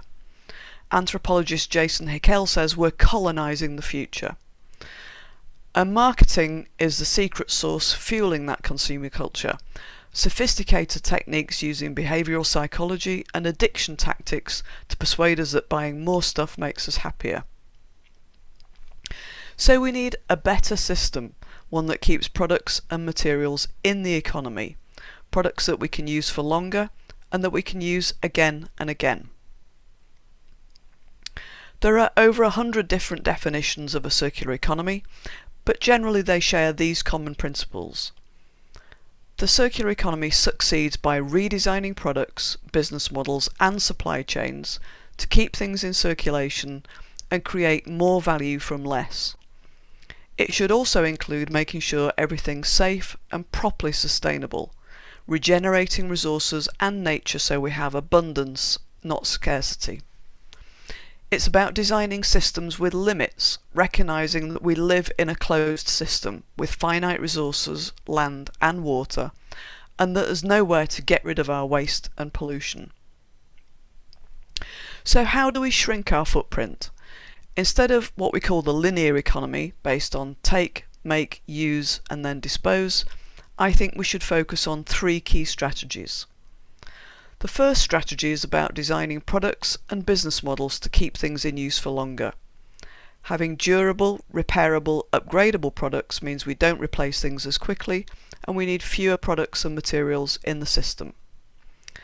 Our second strategy is designing products and business models so more people can use the same object. We can share things, rent them and pay per use. The result is we need fewer of those objects in the system. And our third strategy is to recover everything so we can use objects over and over again, reusing, repairing, remanufacturing and finally recycling and regenerating materials for a new batch of products. So let's look at a few examples. The Fairphone's a great example. Here's my 2016 Fairphone 2, still going strong. And it was designed using modules. So if something does go wrong, you don't need to mess around with a tiny little part. You just get the module. You go online to the Fairphone website, do a diagnostic to work out which module you need, order it, and in a couple of days it's arrived and you need just one single screwdriver to replace any of the parts. Circular & Co, a design company in the south of England, makes the circular cup from end-of-life disposable takeaway cups. The circular cup's designed to last for 10 years and when you finish with it you can send it back to Circular & Co to be made into a new cup. Algramo, a startup from Chile, provides reusable packaging in convenience stores for household goods, pet food and much more. Reusing packaging made the product inside it more affordable. So previously the product was typically 40% more per gram or per litre compared to buying from a supermarket. But now it's cheaper than the supermarket equivalent. It's also more convenient, eliminating the need to recycle the packaging, and that's a big benefit in countries without household waste collections. Algramo is now expanding worldwide, partnering with big brands like Unilever and Purina. And we're seeing startups and existing businesses move into subscription and rental services. Grover in Germany rents phones, laptops, entertainment and sports equipment. Homey in the Netherlands provides pay-per-use home appliances with a pricing model that encourages people to use less energy and water. Bundly gives parents a sustainable alternative to buying clothes that'll be outgrown very quickly. With Bundly, parents can rent their baby's wardrobe and swap clothes for the next size up whenever they like. The outgrown clothes are professionally cleaned before being sent to the next family. IKEA said it would trial subscriptions in about 30 countries, and it's experimenting with buyback models in several regions. And ride sharing is another great example. The average car in Europe's parked up for around 23 hours every single day. Ride sharing encourages people to use cars instead of owning them, meaning we need less cars in the overall system. Remanufacturing opens up new markets for lower cost, high quality and durable products with the same warranty as a new version. It's well established in both America and China, and now Europe's investing in remanufacturing research across a range of sectors. Companies like Caterpillar and Cummins have been remanufacturing for decades, and it's an extremely profitable part of their business. Remanufactured items are significantly cheaper while meeting performance specifications and providing the user with durable, reliable equipment. I'm presenting this to you from a remanufactured Dell laptop bought from a company called Circular Computing in the UK earlier this year. It cost around half the price of a new one with pretty much the same performance. Circular Computing mainly sells to organisations rather than consumers, and its customers reduce their footprint and their costs. So those first two strategies are critical: designing things to stay in use for longer and designing systems to get more use, more productivity out of the same materials. Those strategies help shrink our resource footprint and through that lessen the associated emissions, waste and damage to nature. If you want to find out more about my work, please look me up at Rethink Global or connect with me on LinkedIn. And if you'd like to buy the book, there's a discount code. And if you want to hear from inspiring people who are creating circular businesses and social enterprises, then please have a listen to the Circular Economy podcast. Thanks very much, and I'll hand back to Chloe. Thank you very much, Catherine. So insightful, and again, the importance of the circular economy that isn't spoken about nearly enough in this very important topic, especially for businesses. But hopefully that has given you a great insight and where to go to as well if you need more support. So next I'd like to introduce Aurora Fernandez Alvarez from Trace Collective and Trace Planet. And she's going to give us a quick 5 to 10 minute show of her company, Trace Collective, and it's an example of how you can use the circular economy within the fashion industry. Thank you. Thank you, Chloe, and thank you for having me. And I'm so happy to follow Bettina and Catherine because, yeah, they were brilliant presentations and really link into a lot of what I'm going to touch on. Let me pull up the slides. There you go. Can you see well? Yes, great, thank you. Brilliant. So my name is Aroa and I'm one of the founders of Trace Collective, which is a fashion brand where we are trying to leverage the immense power of the fashion industry to drive processes of environmental regeneration. So we started in 2019, really starting with a problem of how sustainability is being approached normally within the fashion industry and beyond from a degenerative mindset. So we keep thinking of how do we reduce our negative impacts when actually what science is telling us is that at the stage we are at, where we are pushing all planetary boundaries, we need to be thinking about repairing the damage that we've done. So rebuilding soil fertility, sequestering carbon from the atmosphere, and reversing the processes that we have set in motion of degradation. So the company is based on 3 pillars. One is regeneration, as I've just mentioned. The other one is circularity, and the final one is transparency. And they all work very closely together. We can't see our full impact model complete without either of these. A quick note on regeneration and what that means. Regeneration is a term that has become more and more popular in the past years, with a good part that is that more attention is going to that, but a bad part that is often now being used for greenwashing and without really clarifying what that means. For us, environmental regeneration means to be actively doing one of three things. One is either we are sequestering carbon from the atmosphere and helping, stabilize temperatures and break some dynamics that we set in motion, or we are rebuilding soil fertility. So I'm not sure if you're aware, but we are losing fertile soil, particularly topsoil, at an unprecedented rate. So every minute we are losing the equivalent of 30 football pitches of soil, and about a third of the world's soil right now is degraded, and the UN estimates that we have about 60 harvests left before we run out of fertile soil. And just as a flag, 99% of our food today comes from soil, so this is really, really critical.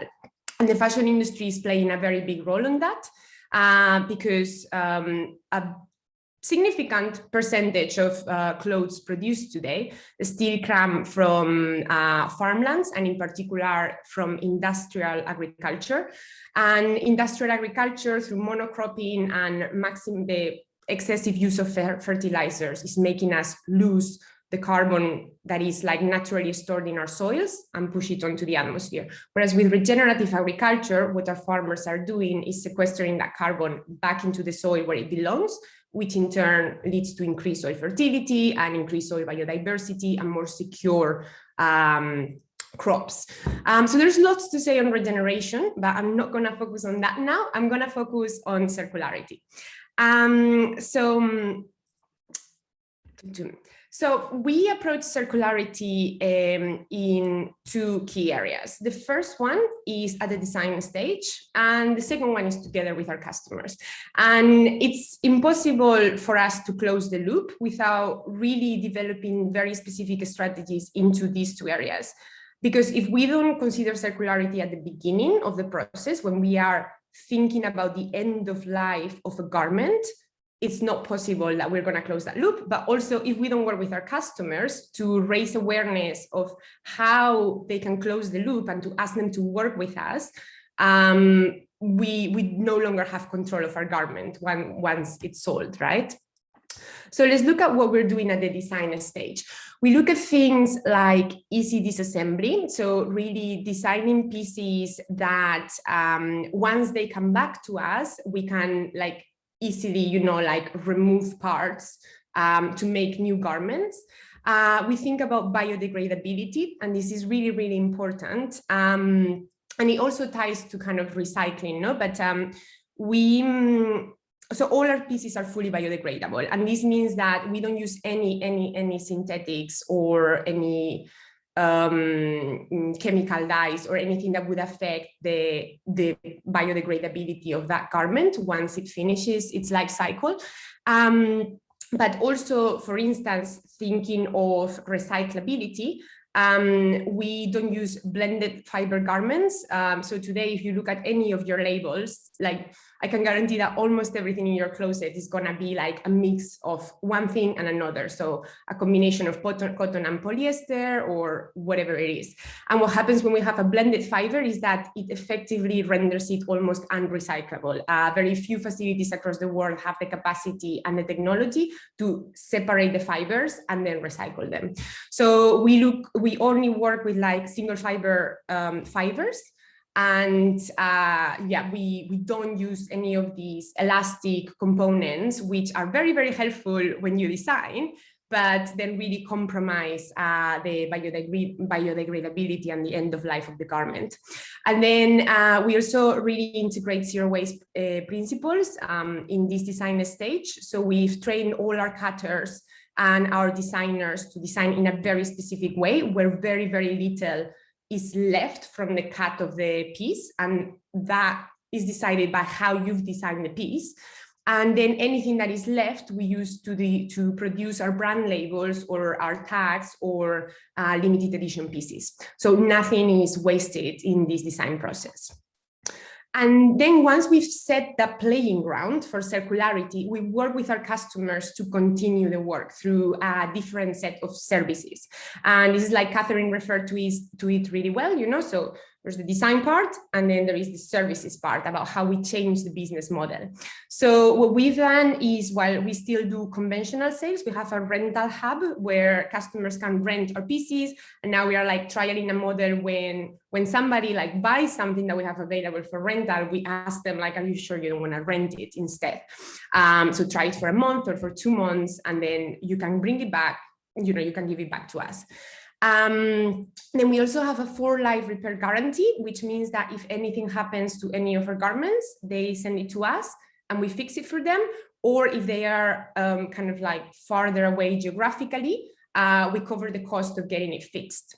And then we have a take-back scheme, which means that if one of our customers no longer wants a garment and they don't have somebody in their close circle, which will continue to love and wear and treasure that garment, we really, there are a lot of complications with like garment donations as they are designed today, like Bettina mentioned. And so we try to avoid that garment like being passed down in this cycle of like, like charity shops, because few things make it to charity shops and they just end up in landfill. So we collect back the garment, give an incentive to the customer so they send it back to us, and then we reuse that garment, or if it cannot be reused, we make sure that it's disposed appropriately, because while the garment is biodegradable, it doesn't just biodegrade in landfill. You need to put it in soil and in a specific, you know, like bio setting for it to degrade. And this is really important because clothes consumption and production is like completely off check. So since 2000, we have now doubled the amount of garments that are produced per year. And in 2014, we hit for the first time the landmark of 100 billion garments per year produced. Obviously, as you can imagine, the pie of clothes consumption is very unevenly distributed. So it's not, you know, like the world population that is consuming those 100 billion garments. It's a very, very small percentage of richer and privileged populations that are creating that environmental damage. And at the moment, we are also sending to landfill every second the equivalent of a full garbage truck of textiles that ends up in landfill or ends up being burned. So the pace of waste and overconsumption in the fashion industry, I think, really is quite unique. There is no other industry that is just like pumping product and waste of a product that is also not necessary, because we need food to eat, but we don't need new clothes. I'm pretty sure that all the ones that are in this call, we have enough clothes in our wardrobe right now to take us forever. So it's just a really, really alarming industry. And that is our model for circularity. Here you can see some pictures of our garments, and I want to stop here on the QR code on the right, because that is the transparency component. We think that our customers have the right to know, and brands should have the obligation to disclose everything that happens behind the garment. For us, that includes not only what is in the garment, so what is it made of, and we not only say the fabric that we've used, but also the thread, the buttons, the interlining, what are they made of? What is it that you're putting into your body? And then also we disclose who made it, where exactly did it come from geographically, and the environmental impact as audited by an external party. So we keep reminding our community that fashion comes at a cost, and it doesn't matter how sustainable you are, you always need to use energy, and you always need to use water, and you always produce emissions. Although in our case, we are kind of like carbon negative because we are sequestering when we farm our pieces. And this kind of element of transparency and of building that relationship with the customer is crucial, as I was saying, for the circularity, because it's also in that QR label where we say what are the, you know, the options that they have to keep this garment in use for as long as possible. So this is how you access the for life repair guarantee. This is how you access the take back scheme. And please take care of your garment properly by doing this, this, and that. And just a final remark. to close with is that really when we started designing trays, we didn't expect to set up a fashion brand. We didn't like set up a fashion brand and try to be as sustainable as possible.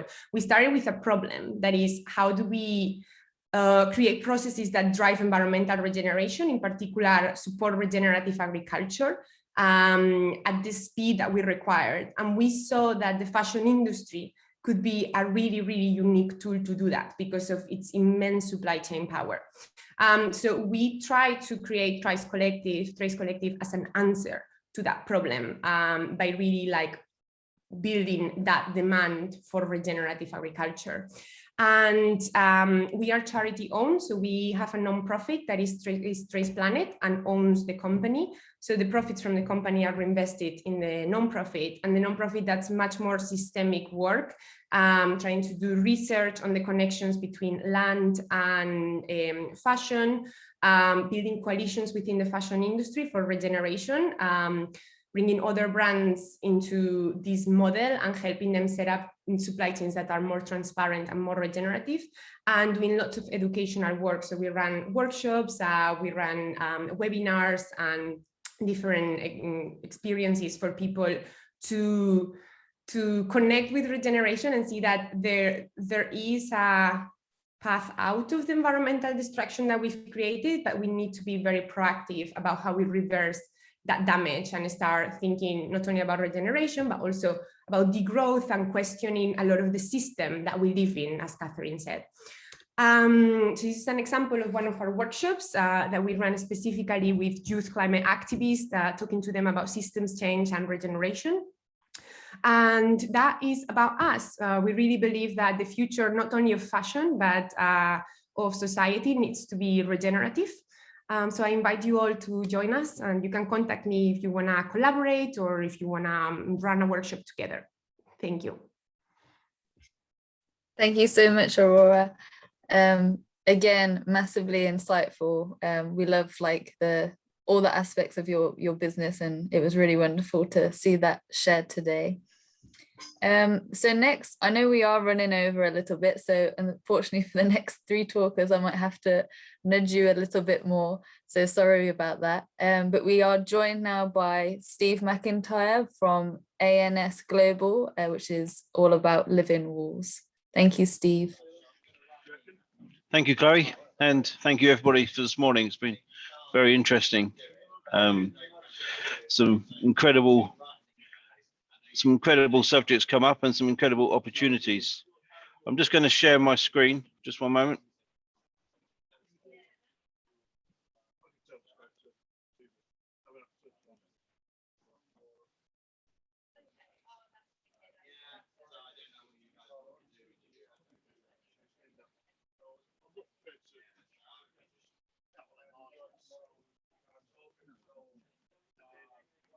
Sorry, just 1 second. It's not playing ball.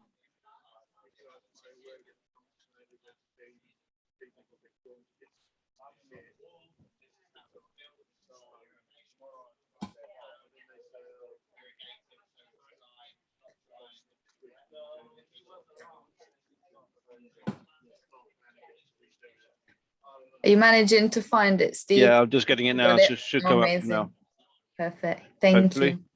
Oh, I don't think it's your slide though. It's just your screen.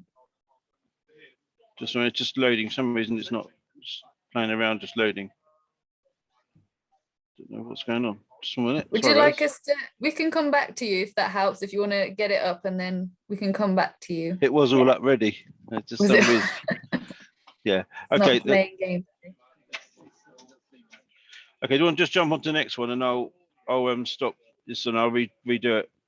Yeah, of course. So thanks, Steve. So I'll now pass us over to Mark Sate. So he's the CEO of Save Money, Cut Carbon, and we're currently looking at doing some partnership work with them. So welcome, Mark. If you have 5 to 10 minutes. Okay, no problem. Hopefully you can all hear me and see me, so that's all good. Yeah, thank you very much for the invite today. I think having followed everyone this morning, I'm going to talk a little bit about where I started my journey 10 years ago. And I sense I might have a lynch mob at our gate, but we'll see how it goes. So I'm the CEO of Suffolk Carbon. We're based in Bury St Edmunds, although we cover right across the UK. And my journey really started 10 years ago, and I'm completely opposite. I'm originally an engineer by trade. I was actually an officer in the Royal Navy. I came out, I built a couple of £100 million businesses in my journey. And on that journey, I had one business that I was invested in that was in Los Angeles. So I used to fly backwards and forwards, dare I say, every 2 weeks to LA. So now all the knives are out, I'm sure. On that journey in LA, I went to something called a futures meeting. And a futures meeting is where you go to think about what's going to happen in the future, where you put your real estate, where you invest your money. And there were 3 great presentations. One, this is 10, maybe more than 10, 12 years ago. One was about the merging of telephones and organisers into something called a smartphone. That went quite well. Apple did quite well at that one. There was another presentation on the manipulation of Google and search for transactional. Google's done quite well on that one. And the third one, which was what they call the outlier, which was fascinating to me, was a team stood up and said in 10 years' time, so they were looking forward to 2019, there'll be people rioting in the streets over this thing called carbon. And I'm like, really interesting. And then they said 10 years after that, there will be conflicts around the world for shortages of water, not oil. And that was even more interesting to me because I'll come on to why I'm quite passionate about water, because, you know, in the UK, we still kind of flush our toilets and water our plants and wash our cars with drinking water, which is just unbelievable. And you'll see they've started trading water futures now on the NASDAQ. So you've got California and places buying their water forward. And as soon as you start to put a value on commodity like water, you know, the rich get it and the poor don't. And you know, there's over history, you can see lots of wars that have come from that. So I came back to the UK. I actually invested in the other 2 bits of the business, and this was kind of the outlier. And we went out originally with this business, and we went out to lots of large organizations and said, is this true? What are the reasons why this is so difficult for you at an operational level in your business? And what came back was a lot of things, fundamentally, like, I know what my energy and water bills are. I think I know what my carbon footprint is, but it was very early stages, but I can't break them down. I don't know how much goes on how much of my energy goes on lighting versus this, how much of my water goes on toilets versus showers versus taps. And even if I knew 23% of my energy goes on lighting, how many lights do I have in my buildings? And bearing in mind, we look after people like the NHS, Hilton hotels, you know, they can have over 1,000 lights in the one ballroom of one hotel. There's 235 hotels in the UK. So it's a big issue. They couldn't raise the money. That was another big thing that came out. You know, I'm an engineer. It's mainly driven by engineers at this point in time, and the gap between engineering and finance, which is now closing, which was huge. Okay, we have projects we've delivered in the last 3 years that have, yes, saved 15 million litres of water a month, but have also put £1 million to the bottom line of large businesses and a payback of 13 months. At that point, CFOs start sitting up and being interested. So that was a big barrier. There was a real barrier around choice anxiety, and I think that's even worse now. So many companies with so many products. Which ones do I believe in? Which ones do I think are validated? Which ones are going to save what they want to save? And that's a real challenge. There was a big issue on correct installation. So we had lots of people coming to us saying, okay, I know I want to do this technology. I want to do lighting, or I want to do solar. I've got this consultant involved. I think I'm going to choose this manufacturer. Then someone else is going to install it. And when it doesn't save something, I get into big trouble with my finance director, because whose fault is it? Is it not installed properly? Is the product not right? Was it not spec'd by the consultant right? So that was a big barrier. And then there was a big issue, which I have, which is around marketing, because I think the whole Helping the Planet COP26 is as much about clever marketing and behavior change as it is about clever technology and science. If you look at something like, dare I say, even COVID, the science in the vaccination, stunning. But one of the most important things was the education of what we all have to do and how we change our behavior. And still, this whole industry is not doing clever marketing. It's fragmented, it's broken, it's lots of organizations working in isolation. And what's missing is what I call big brand marketing. And what I mean by that is, if I say to you, name me a brand in the UK where we can go and get a takeaway, you're all going to have one that springs to mind. In the last 18 months, name me a brand where I can buy a car online, it's going to spring to mind. Book a flight, book a hotel. But if I say to 100 people on the street, where's the go-to place where you can go and reduce your energy, water and carbon and be more sustainable? You see if you can see a brand. And we conducted a large piece of research this year, actually, with Ogilvy's Behavioural Science Group. They went out to 43 million people. And bottom line research what came back was, I get the planet's in trouble. Stop scaring the hell out of me. Tell me what I can do at a small level. Tell me how it's easy so it doesn't take too much of my time. And tell me basically that it's not going to cost me more money than my existing behavior. And I'm talking about the mainstream. I'm in the UK, I'm talking about 43 million consumers, not what we call the eco ambassadors that are already convinced. Most of the people on this call today are already convinced. We're talking to the converted. So that's what we did. We came back and we asked one final question, actually, where do you start your journey? And 83% of all the people we interviewed said, actually, I start in the Google box. And if you think about your own behavior, you want to go and buy something, you want to look something, you either type it into, dare I say, Amazon, or you type it into Google. So Save Money Cut Carbon was grown out of that to grow a digital platform. Save Money and Cut Carbon were the two biggest search names, so we glued them together. So think about them at a marketing level the same as, in the UK, Go Compare or Money Saving Expert. And we glued that together. And we based it in Bury St Edmunds because, having trotted around the world, I wanted to be able to walk to work. That was one of the caveats with my investor base. It's not easy being in Bury. I have quite big investors now who are trying to pull us out of Bury St Edmunds all the time because there's no support for fast-growing businesses in the area, and they don't believe sustainability and this sort of stuff sits in this space. And I'm so pleased today to hear the initiative the college is putting together to try and bring this together in one place in a hub, because the area really needs it and the local businesses really, really need it.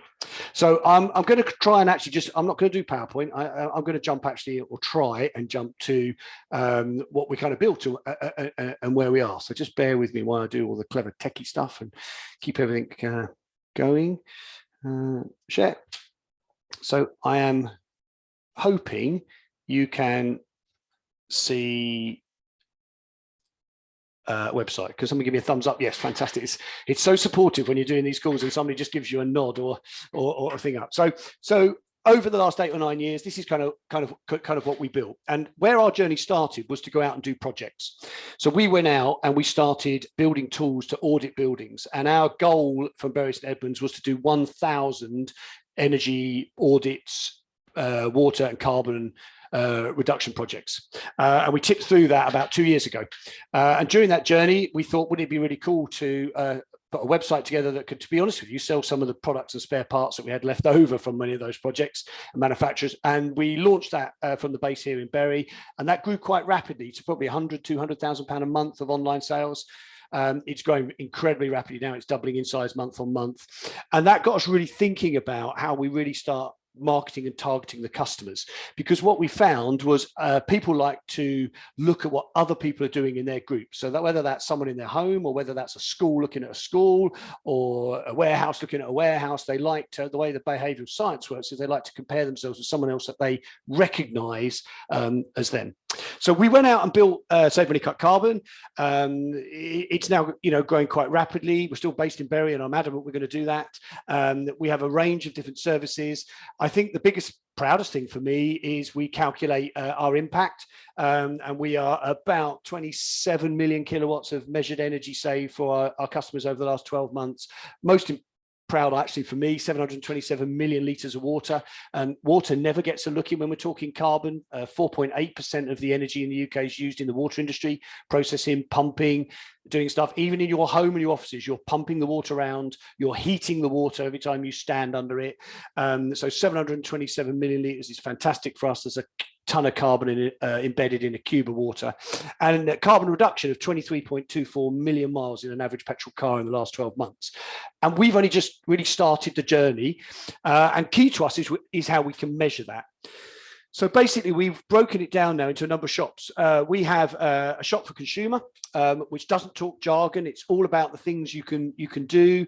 There's about 75 manufacturers now on this platform, so you can come in, look at water saving, LED sighting. We don't like to tell you where to start because lots of people want to do different things. Some people are interested in sustainable products. Some people are interested in energy and water reduction. But we bring together all of those sorts of things in one place. We make it very, very easy for the consumer. because it's still incredibly complicated. And if you look at what COP26 has done successfully, it's great media profile, but oh my God, have we confused everybody probably even further. So we bring it together like this in an econ platform. Every single product we have has its own calculator. So I can come in here and go, I've got 10 of these in my business or my lights. They're actually 60 watts at the moment. They're on 8 hours a day, and it will automatically calculate what the product's going to cost me, the saving across the year, the payback, which is in months, I'll just point out, not years, and you can add them to your basket and off you can go. So what we've built in the home shop is pretty much everything you could imagine, although it's growing rapidly with hundreds of suppliers now coming to us going, can I get on to the shop? We've then built a trade shop. This is important because it's the local businesses around Bury St Edmunds. It's the electricians and plumbers that put a lot of this product into your buildings unless you're keen DIY. So this is a lot more pragmatic. It's a lot more around the different products from all of our large suppliers so that we can start to get electricians and plumbers starting to think about this. They are the army of people that put this stuff in. And I was really fascinated with Catherine's presentation because all the products we bring into the portfolio, like a Hansgrohe tap, you know, typical Germans hold spare parts for 15 years after they discontinue the product. So we can repair them. They last longer. And we need to get that message across to the electrician and plumber. Don't pop to B&Q or whatever it might be, other brands are available, or Screwfix. Buy something that can last and has energy, sustainability and water reduction built in. And exactly the same here. You know, we talk about water a little bit earlier on. We can jump into here. We can pick shower heads and bits and pieces, and we can do all the calculations on every single product so that we start to educate. We have a small business shop. So this is bringing products together for small businesses. We talk to small businesses. They're really interested in this, but oh my God, are they busy? And are they in such a terrible place, you know, because of COVID? They've got 1,000 things on their plate. Now they're having to be sustainability experts as well. So we bring all that together. So we talk about eco product cleaning products, what you can do in your washrooms, staff hydration around plastic bottles. We talk about office lighting, warehouse lighting, all the different lightings, all the different products. We talk about EV and all those sorts of things. So we make it very easy for those people to do it. We then have a service called Sustainability as a Service for our bigger clients. And sitting in here Sorry, is... Mark, just giving you a bit of a nudge. Okay, no problem. So sitting in here is a kind of end-to-end service for our larger clients. And sitting in here, we have 1,000+ products. We were the NHS projects. We were the NHS Supplier of the Year last year for our work in hospitals. We're used by Hilton hotels, major hotel, you name it, they're in here. And we have a very interesting end-to-end program now that goes through, which starts with a free call with one of our carbon mentor teams. So that's open to anyone on the call that they can book automatically. We've just completed a deal with Barclays Bank to roll this out to over 6,000 of their mid-corp businesses. So that's businesses with a turnover of 6 million to 1 billion. We produce the carbon roadmaps. We check their energy supply because a lot of greenwash in that space. We have audit tools that look at the buildings. We build the business cases and finance them off balance sheet. That's critical to local businesses to put stuff on and off balance sheet depending on their financing. We have a 15,000 square feet facility here in Bury that stages all the projects across the UK. We maintain them. And then we have this thing called Beyond the Workplace, which is our home club offering. And one of the big issues we found was people are really nervous about price. So we created a club offering last year where people pay the price of a cup of coffee a month, and we pass all the products through at cost from the large manufacturers. The key thing that we can do is we can measure all of the savings. Obviously, in our big projects, we have to do that within an inch of its life to secure capital funds from organisations like Hilton or NHS, whatever. But this year, with further investment, we've built that for every online product. So when you buy an online product, we can track across energy, water, plastic, and carbon reduction your own dashboard. So I'm a great believer in people treasure what they can measure. And the real issue with a ton of carbon is what the hell does it look like? You go and ask 100 people whether I fit it in a matchbox, a big box or a football pitch. Nobody really knows. So the ability to measure against every online order and see that within your family, see that within a community group. So you can set it up for your cycling club, but more importantly, at a corporate level, for the college as an example, we can aggregate all of that for ESG data across big corporates. So we'll be doing that for organizations like Barclays that will be able to see the impact that every online or major project that's delivered had for their ESG data, because the industry is still very, very short on real measured day-to-day data. So in summary, that's kind of where we are. We're based in Bury. We're fascinated to be involved with what the college is going to do. I'm quite proud that actually we've taken apprentices from the college, and we have about 50, 60 staff here. We're hiring probably 10 staff a month. And one of our apprentices is actually hiring her own apprentice back from the college this time, because she now runs her own team in this business. And I'm so proud of that, to take someone as their first job, see them develop in our business in a great sector, and then have her go back to the college and go, right, now I'm going to hire my own team in the same process. So I've rattled through it. We have a local guy called Terry, who's been working with the college. His brief for me is, I want to do more stuff in East Anglia. I want to fight my board members from London and abroad, saying, pull it out of East Anglia and let's move it somewhere else. And I think working with the college and particularly supporting the local businesses is a great way for us to do that. And we're here. We have a big facility. You can come and play with the products, talk to carbon mentors, book calls, do whatever you want to do. We're here. And sitting behind us is now about 75 to 80 large manufacturers. So sitting behind us is also the Phillipses and the Ledvances and the growers and the Hans growers and all of those people that are really on this journey with us. And they can also add huge value in training and support around solutions and products. So hopefully it gives you a quick insight on my very bad behavior 10 years ago, how I got into this space, what we've built, local impact. And I finish on that kind of thing. Is my view is that this is all about millions and millions of people making lots of small changes and them not being forced to do it. You force someone to do it. It tends to be in the UK, they dig their heels in and go, no, I'm not having a vaccination. No, I'm not wearing a mask. And I think it's about clever marketing. In the same way it was mentioned, it's used to get us to buy more. It's about us to make lots of sustainable swaps and start changing things across our lifestyle, whether you be the biggest PLC or whether you are just doing it in your home because you've changed your toilet roll or changed a light bulb. And it is as much about saving money. Not everybody in the UK is convinced with the carbon, but everybody likes to see £20 off their energy bill. Every business wants to see 50 grand off their bottom line for reducing their consumption around energy and water. So there's a super byproduct there. If you save the money, the carbon's the byproduct. If you want to save the carbon, the money saving's the byproduct. And my personal view is that's what should be driving this agenda, is that kind of marketing and combination of those two things. There you go. Back to you guys. Amazing. Thank you so much, Mark, for running through all that in the background of Save Money, Cut Carbon. It's amazing that we're going to be working with you. So just to say to any businesses as well that we'll be partnering with Save Money, Cut Carbon to have our own audit, but also to help you get yours. So I know we are in a little bit of a rush now, so apologies, we are going to go over, but I would now like to pass you on to Steve, and then we'll follow on with William. So if Steve and William, if you're happy to keep it to 5 to not too much over minutes, that would be really great and helpful. And I can send out the presentations as well. So thank you, Steve. Thanks, Chloe, and thanks everybody for this morning. I will keep it short as we're running over time. Can everybody see my screen okay?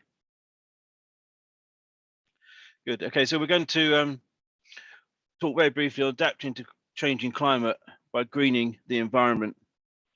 We have got a lot of undeveloped potential within our green spaces. We can use the walls, we can use the roofs, we can use perimeters of buildings to mitigate a lot of the challenges we've been listening to this morning. Air purification, biodiversity. You can see biodiversity is on the screen now. Somebody mentioned soil this morning, it was Catherine. The importance of soil. Without soil, we have no civilization. Soil itself is an ecosystem. Soil provides for a lot more than just making plants grow. Soil is actually absorption. It provides for native species. It provides the source of nectar.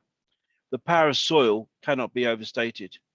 So we need to look at our buildings, look at our perimeters, look at where we can give back what we've taken away. As in essence, we've built a concrete jungle over the last 20 years. We've taken away opportunities where we could have installed more green infrastructure. We could have used the roofs, we could have used the walls to mitigate a lot of the challenges that we're facing now. So we are reversing that. You can see here's a car park that's been clad with living walls. We're absorbing those pollutants, the particulate matter, 2.5 and 10, generating more oxygen, 1 meter square of vegetation, will provide enough oxygen for one person for a year. So we've got increasing industry, increasing population, increasing industry. We noticed in the middle of the pandemic, in July and August time last year, the air quality in the City of London was significantly better than it has been for many years. That was because we weren't traveling, there wasn't the idling traffic, there wasn't the crowds.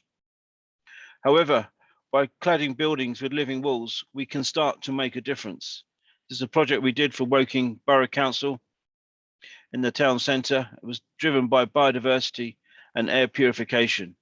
38-metre high elevation, clad with living walls that have got the properties to capture this dust, capture the toxic gases, generate more oxygen. So wherever we are, we've got walls, we've got roofs. So we need to look at how we clad them. We use a lot of glass, we use a lot of metallic cladding. 50% of the solar energy is absorbed by foliage. So we can actually clad buildings, create and absorb that foliage. As a healthy plant is breathing, it's putting out molecules of water into the environment, that's cooling the environment. We've got COP26 proceeding at the moment. We hear about global warming, heat island effect, climate change. We can actually start doing things right now by using the existing facades of buildings and walls and roofs, and actually create these better spaces we want to be rather than where we have to be. It will reduce the running costs of the air conditioning by up to 59%. It adds another layer of insulation. So what we're saying about using natural resources, electricity, etc., lighting, we can actually start to overcome some of these problems by using the power of green infrastructure. It's something that's not always recognized, how valuable green infrastructure is in part of our sustainable plan as we start moving forward. We can look at the acoustics, we can create sustainable sound barriers instead of using fencing and other materials that will add to the pollutions. We can actually do a sustainable sound barrier. So we can create greener spaces. This is a spot that we've created in the City of London, south of the Barbican. It was actually a concrete jungle, but we've got rain gardens, bioswales, roof gardens, and living walls. So we've created these spaces without compromising, as we had this morning on the BNG, biodiversity net gain, leaving site in a better state than before. One of the arguments that comes back from the investors and developers saying, I haven't got enough room for it because I want to maximize my return of investment. Well, this doesn't take room. They're still making the buildings, they're still creating the return of investment, but we're using the facades and we're using the walls and we're using the perimeters to create these spaces, which then gives a value to the investors and a value to the developers. And that's what we need to recognize, is that there is a value for them to invest into. It is being driven by local planning and regulation. As you can see here, there's another car park that's been created. This car park here was created in a sustainable way. We can look at biophilic at the same time. As we're starting to create these greener spaces, we're getting a connection with nature. So really what we are coming back to is building for biodiversity, building sustainably, creating better spaces, using elevations, using balustrades. So instead of doing glass and metallic balustrades, these balustrades are made out of living walls, modular living wall system. So starting to get this sustainable approach. We had us to the circular economy. Here we've got a building, was an old sorting office, being recycled into a residential block without knocking it down. So recycle and recreate rather than demolish and reduce our carbon output. There's so many opportunities to recreate in construction that's not being viewed at. So it comes back to building on the right foundation as one key element, which is soil. We need to get the plan right from the beginning. ANS Global will give you support from consultation, design, production, installation, through to maintenance. And then you can see just some key elements of how these projects can come together, how we can create better spaces, provide for biodiversity, create new futures in our cities, in our towns. With seasonal interest, using a natural soil, we can get bulbs, pollinators, annuals, perennials coming through at all different seasons. So we've got an opportunity if we start planning now and realizing that we don't have to do what we've always done. If we start making the changes, we'll have a cleaner and greener future. But it all depends on 4 key elements: a natural organic substrate, appropriate plant selection, correct water management, use water in a sustainable way, allocate it to every vertical meter, use automated controls, don't rely on a basic water system. Water must be carefully planned and calibrated to ensure it's sustainable, and have an ongoing maintenance program. Thank you, and I hope that was helpful. Thank you very much, Steve. It was very interesting and hopefully very beneficial to everyone here. And I'd just like to say, just to add on, which you briefly mentioned, the importance of having, nature around you and having that connection with nature can make us more empathetic to, what's going on with the climate situation, what's going on with the impact on people. Yeah, I was going to add in biophilic architecture, but I thought it was because of the minutes. It's once you start on biophilia or innate connection with nature, it does take quite a bit more time. So you want to keep going. But yeah, if anybody wants to catch up anytime, please reach out to me. Thank you, Steve. So last but not least, I'd like to welcome William Bridgman from Warren Services. Good afternoon now. I feel a bit of an imposter. I've listened to all of these amazing companies doing amazing things, really focused around sustainability. And we're just a little engineering company based in Thetford, Norfolk, who are trying our best, but, it's just part of our business. But I suppose, that's the vast majority of the people we're trying to influence. So, Warren Services make bespoke machines for people around the world.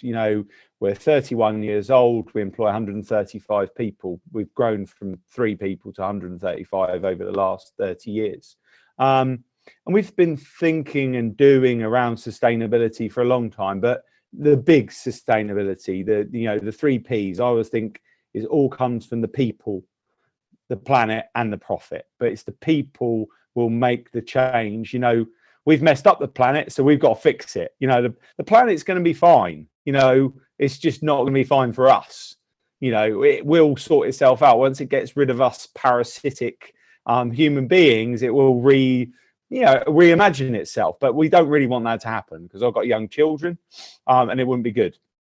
So it's sustainability to us is really, really important. And I'm going to talk briefly about something that I'm passionate about, and then about our relationship with West Suffolk College. But sustainability for us is important for a number of things, and because we're not a business just based around sustainability, this is how I try and sell it to other businesses that are similar to me that maybe haven't got on the journey as much as that actually a number of people have said that being sustainable is good business sense from just a financial point of view. So if you're a finance director and you just look at the numbers now, a lot of the sustainable things you can do make good business sense. It's just about shouting about that and telling other people about it. Like rooftop solar, for instance. We've installed 2 big rooftop solar projects. We've got now 0.5 megawatt of installed solar.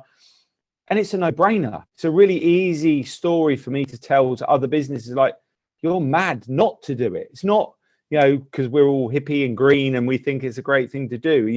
It just makes good business sense. For a manufacturer, the opportunities within the same sustainability sector are huge. We've worked on a number of projects over the last few years in, carbon capture, in reusing electric vehicle batteries, in electric vehicle charging, modular construction to reduce carbon content of buildings. There's just so much opportunity. But probably the most important thing is our business is powered by people, and we need a flow of bright young people into our business. And really, a lot of the young people now want to know about what you're doing and how you're making a difference to your community and the world. It's not acceptable. If you haven't got, if you can't show and not just say you're doing this stuff and, you know, and we're going to, then it's all greenwash. They want to see, actually, do you really, really mean it? And that allows us to attract really amazing young people into our business, most of them trained by West Suffolk College. But what has happened more recently is that West Suffolk College have helped us. You know, I thought I knew a lot about sustainability, you know, self-learn, you know, Google, YouTube, reading books, you know, listening to podcasts. But we, through West Suffolk College and some funding within the Norfolk and Suffolk region, were able to take on doing the IEMA, I don't know exactly what level it was, but a 5-day certified IEMA qualification that was delivered by West Suffolk College. And that really changed, you know, we really understood, you know, we have got now the knowledge. And I think this is what we've really got to embed in other businesses. You know, I, as the chairman of the company, did this course, my finance director, my QHSE manager, and it really opened our eyes. You know, I thought, yeah, I've got solar panels, I've got electric vehicles, we're thinking about the circular economy, you know, making sure we recycle everything, reuse. You know, can we look at different business models where we could rent machines to people rather than sell them a new machine, and we could update it and think about the cost of powering that machine, you know, analyzing our carbon footprint. But the big thing I'd missed was, you know, the impact that farming animals made. And, you know, and that's not directly related to my business, but me as a person, you know, I was like, right, okay, I'm getting up and talking about all these amazing things we've done and how we've engaged with the workforce. And actually, you know, I didn't really understand that. So that education that West Suffolk College through the IEMA course and Richard's delivery of that, you know, really opened our eyes. And, you know, the three of us, and then we realized we thought we knew. How much little do other people know who don't do any research? So we've now looked at doing a slightly lighter level course with West Suffolk College for some of our managers, like a 2-day course, and then looking at how we can educate the whole workforce. Because actually, the only way we're really going to make a difference is by engaging with everyone. You know, I can get up and invest money in different things and, you know, it all looks great, but actually, if we can transfer that to everyone within the business and allow them to make changes in their life and actually them drive the changes in the business right from the bottom up rather than the top down, I feel, you know, we will have a much bigger impact.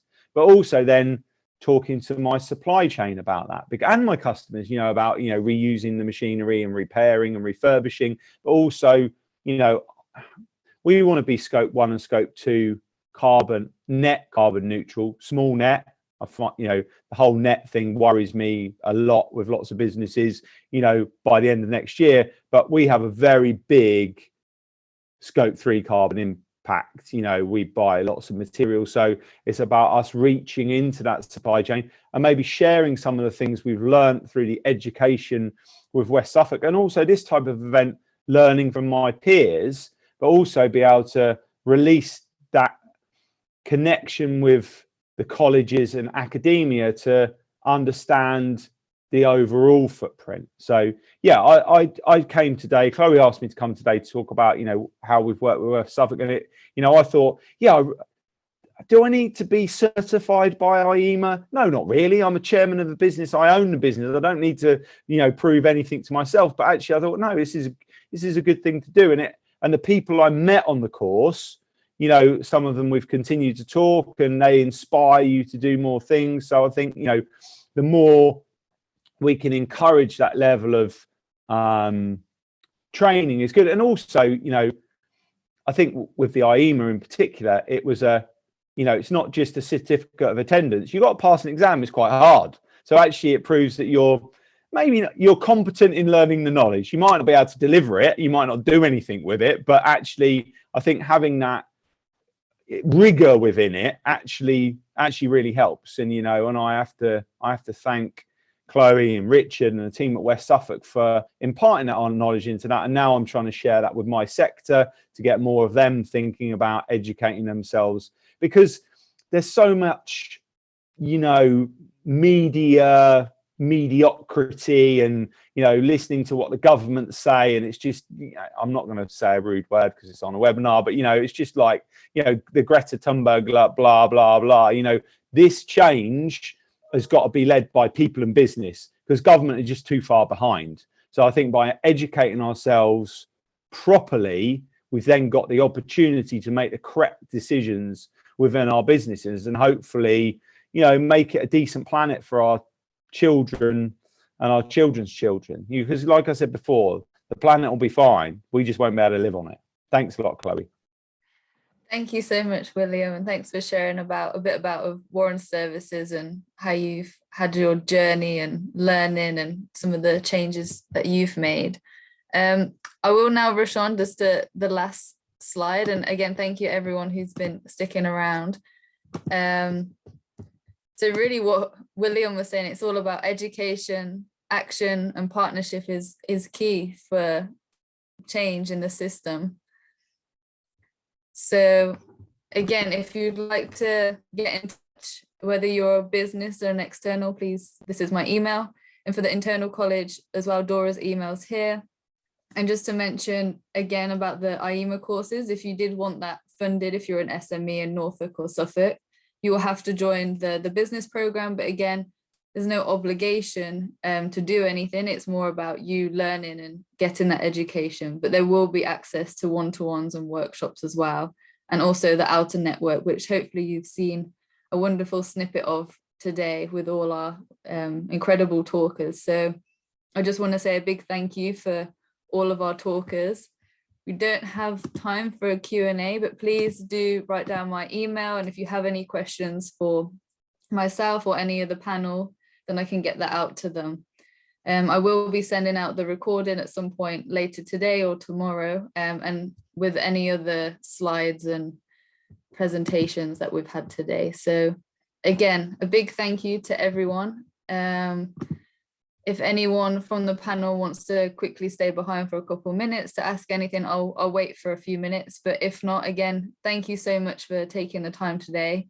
Sorry for going over and sorry for some of the technical issues. It's been wonderful to hear from you all, and hopefully shows a diverse range of, you know, what we need in climate action and justice and sustainability. It's not just about carbon, or it's not just about money. There's so many other elements to it. So thank you all, and I hope you've enjoyed this webinar today.